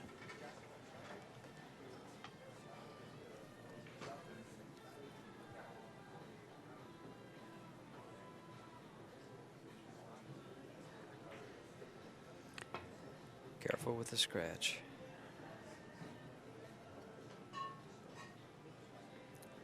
Oh boy. 2 shots available. I don't know that he'll shoot either one, but 2-railer sells out of bank if he misses and his speed's not good. And he could actually 4-rail this shot. Taking the cue ball 2 rails to the upper part of the side pocket, upper rail there. And but if he shoots his 4 rails, he could catch the point, the higher point of the side pocket, and disaster could strike. But Gabe couldn't do anything with the 9 ball. So they're playing him with 1 ball. This is to Cory's favor to play with his 1 ball, not to Gabe's. Gabe, some people think that it's a disadvantage. He tried to spin it. Yeah, he tried to spin it over. It's a pretty shot. Yeah, it is. They do go. Tough to judge it when an object ball's off the rail. But if he misses the entire ball, he sells out. I think it was Mitch that actually taught me a trick to playing that when they're not frozen. When the object ball is frozen, it's pretty much the same shot every time. If there's a little sliver of distance between the object ball and the rail, First. I've got a little technique that kind of helps. Okay. I believe it was Mitch showed me a number of years back. You guys are lucky. I lived in Tucson all my life, for the most part, since I started playing pool. Nobody ever taught me anything down there. No? No. Boy, I learned I'm so old much school. from... They don't teach you anything old school. Now you have YouTube, you have all kinds of pro players, you can take lessons, you can do all kinds of things to progress your game. Back then, you got to play. Yeah, Mitch's dad certainly helped us both a lot. I never knew Mitchell's dad, which surprises me because I've been playing pool for so long. Warren Ellerman. He used to hit balls with Willie Mosconi back in the day. From what he told us. I don't think he backbanks this because he could risk a kiss. I think the 6 ball had to be a little bit more to the left to risk a kiss, but I know he does risk a scratch in the upper right corner pocket. Yeah. It's got to be played with some pace if he wants to get it all the way back down. Yeah. So that cue ball could end up in that corner. It could also end up, spinning 3-4 rails back down table and possibly sawing out a bank to Gabe. I don't think he plays it. I would just cross the ball, sending the 6 ball to the upper right-hand corner and the cue ball to the bottom of the table. Cory Deuel just goes ahead and crosses it for the pocket. And yeah, he was less than half a diamond away from that cue ball up in that corner, so that was a good call, sir. That's probably because he was about a half a diamond away from making it, too. That's true. I think that affected both the object ball and the cue ball. That hit. This could. He's not even playing the kiss. Well, if he shot at that last one, he's going to shoot at this one.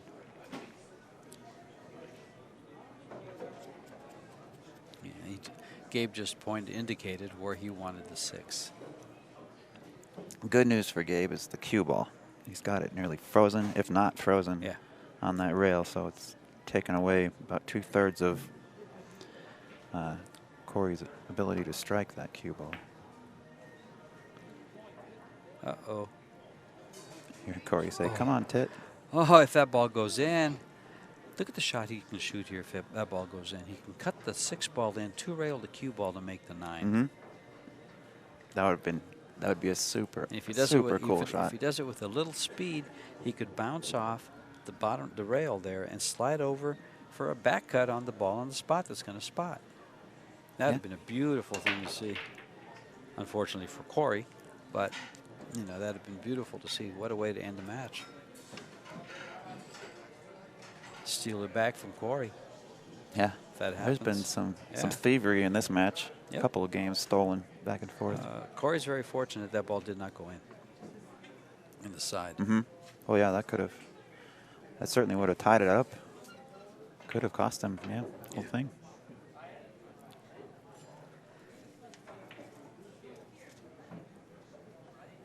See, I personally will make the 6 ball and bring the cue ball to the corner pocket on the right side of your screen. He's going to 3-rail this ball.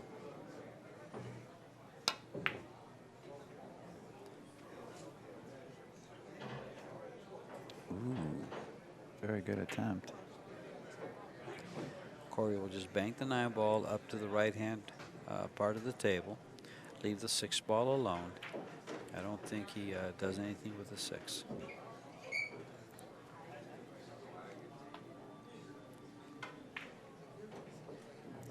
I think Gabe's pretty happy with where that 6 is sitting at the moment, knowing that Cory can't be aggressive with it.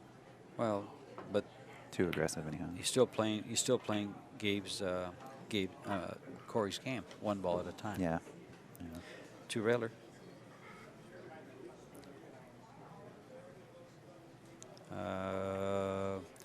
Not sure.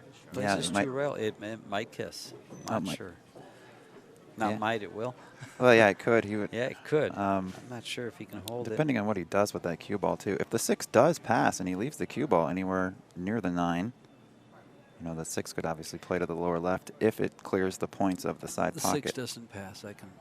No, I don't think the 6 passes.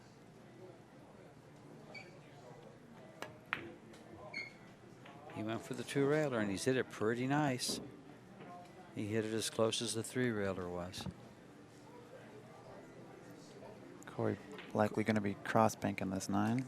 Cory sees these pretty well, too. Yeah, that's a good angle. We can see the 6 doesn't pass the lower point. So they're going to play with this ball here.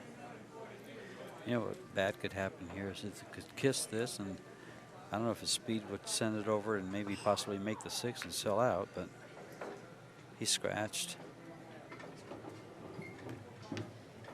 Now, question here. You're going to shoot the spot shot. I think you're going to shoot the spot shot. You're going to take out the 9. You're going to have the cue ball go that way. If he gets underneath it, it could scratch. Yeah, I think he's going to do everything he can to come into that long rail on the right and try to kick the back side of the 9. No? Is that possible? Yes. Draw it over there. Kind of put the cue ball on the right-hand rail as we view the screen, like a 9-ball break. Sure, because area. Even if he makes this, the 9-ball, it doesn't cost him the game. Because now they both need, Cory needs 2. They both need 2. Yeah, there's no doubt he's shooting this ball. See, I put the ball a diamond out. Really? Yes. I feel like that might be coming into it too steep. That's all preference, obviously, but That's probably why I scratch in the corner when I try to take these out. Because if he shoots this with a little bit of pace, he can hit the bottom part of the rail, clip the 9 into the rail, and bounce it over for a straight-in shot. yeah, I'm trying to take this into that 4-inch gap between the 9 and the rail. Some things Right can hand go rail. wrong here, Yeah. but some things can go awfully right, too. Right here, I would say advantage Gabe if he executes the shot. If he misses the shot, he loses the game. You know, we haven't even said anything about it, but that 9-ball bank might be an option if he lands in a specific Right. area. He's probably going to draw it to the rail and down. So that's what you usually do with this shot. There. See? You want to take care of that ball. You want to take it out. So Gabe, 1 ball away. And he'll be banking at this 9-ball. Yes, he will. And see, I was going to say it's a free bank. That 6 isn't going anywhere. if he makes that bank, he stole it back. He stole the match. Because Cory was in a position to win. Strong position to win. I think you're going to hear a good round of applause if this goes in. He's got to make sure he takes care of his cue ball. It didn't It's a go little in. high. And he's been playing bank pool for 3 days and wouldn't have missed that ball playing bank pool. But, you know, in his defense, that was a natural angle to scratch in the upper left-hand corner pocket.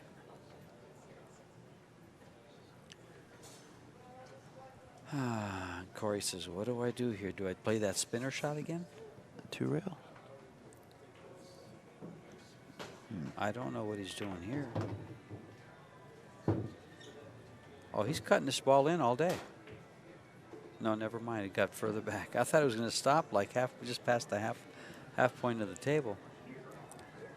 Cory was not happy. Well, Cory knows he needs that He ball. might cut this ball. He knows he needs that ball, so it was smart to, I think. Oh, he needs the ball to win, yes. Smart to put it back into play. And he gives him this shot.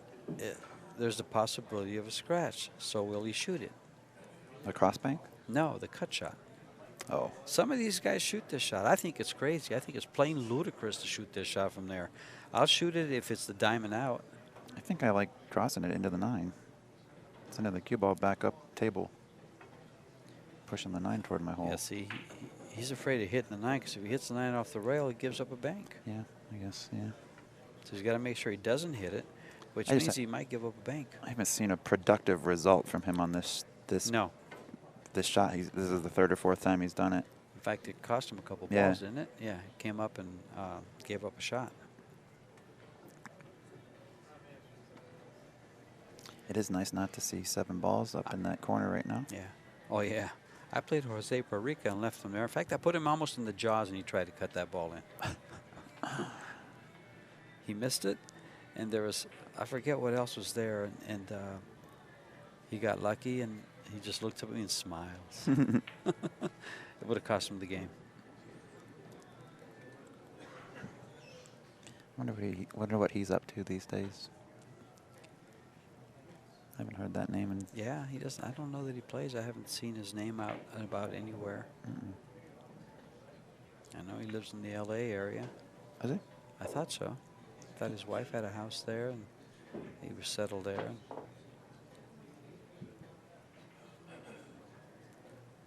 it was at Colby's. It was during one of the Arizona State One Pocket Championships. Okay.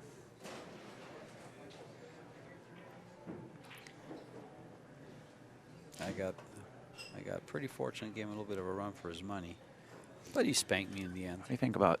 He's cutting it. Oh wow, he overcut it too. Or Or no, that's right how on line. That's how you shoot that shot. You play to overcut it. If you cannot, if you hit it a little too thick, you scratch. So you play to either overcut it or miss it. You'd rather miss it than to scratch. Miss it or ball spots, you don't lose the game.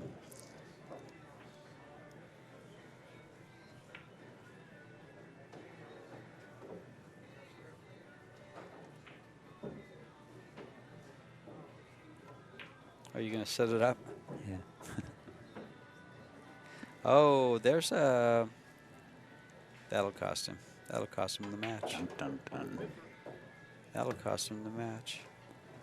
I'm so surprised. I wondered about banking the 6 into the foot rail. 2 rails, trying to 6, and taking the cue ball over here and pushing the 9 over at the same time. It's, essentially, what I'm trying to explain to George here is about what he's got on the table right now. Banking the 7 ball 2 rails back toward his pocket, taking the cue ball to the right-hand rail and spinning into the 9.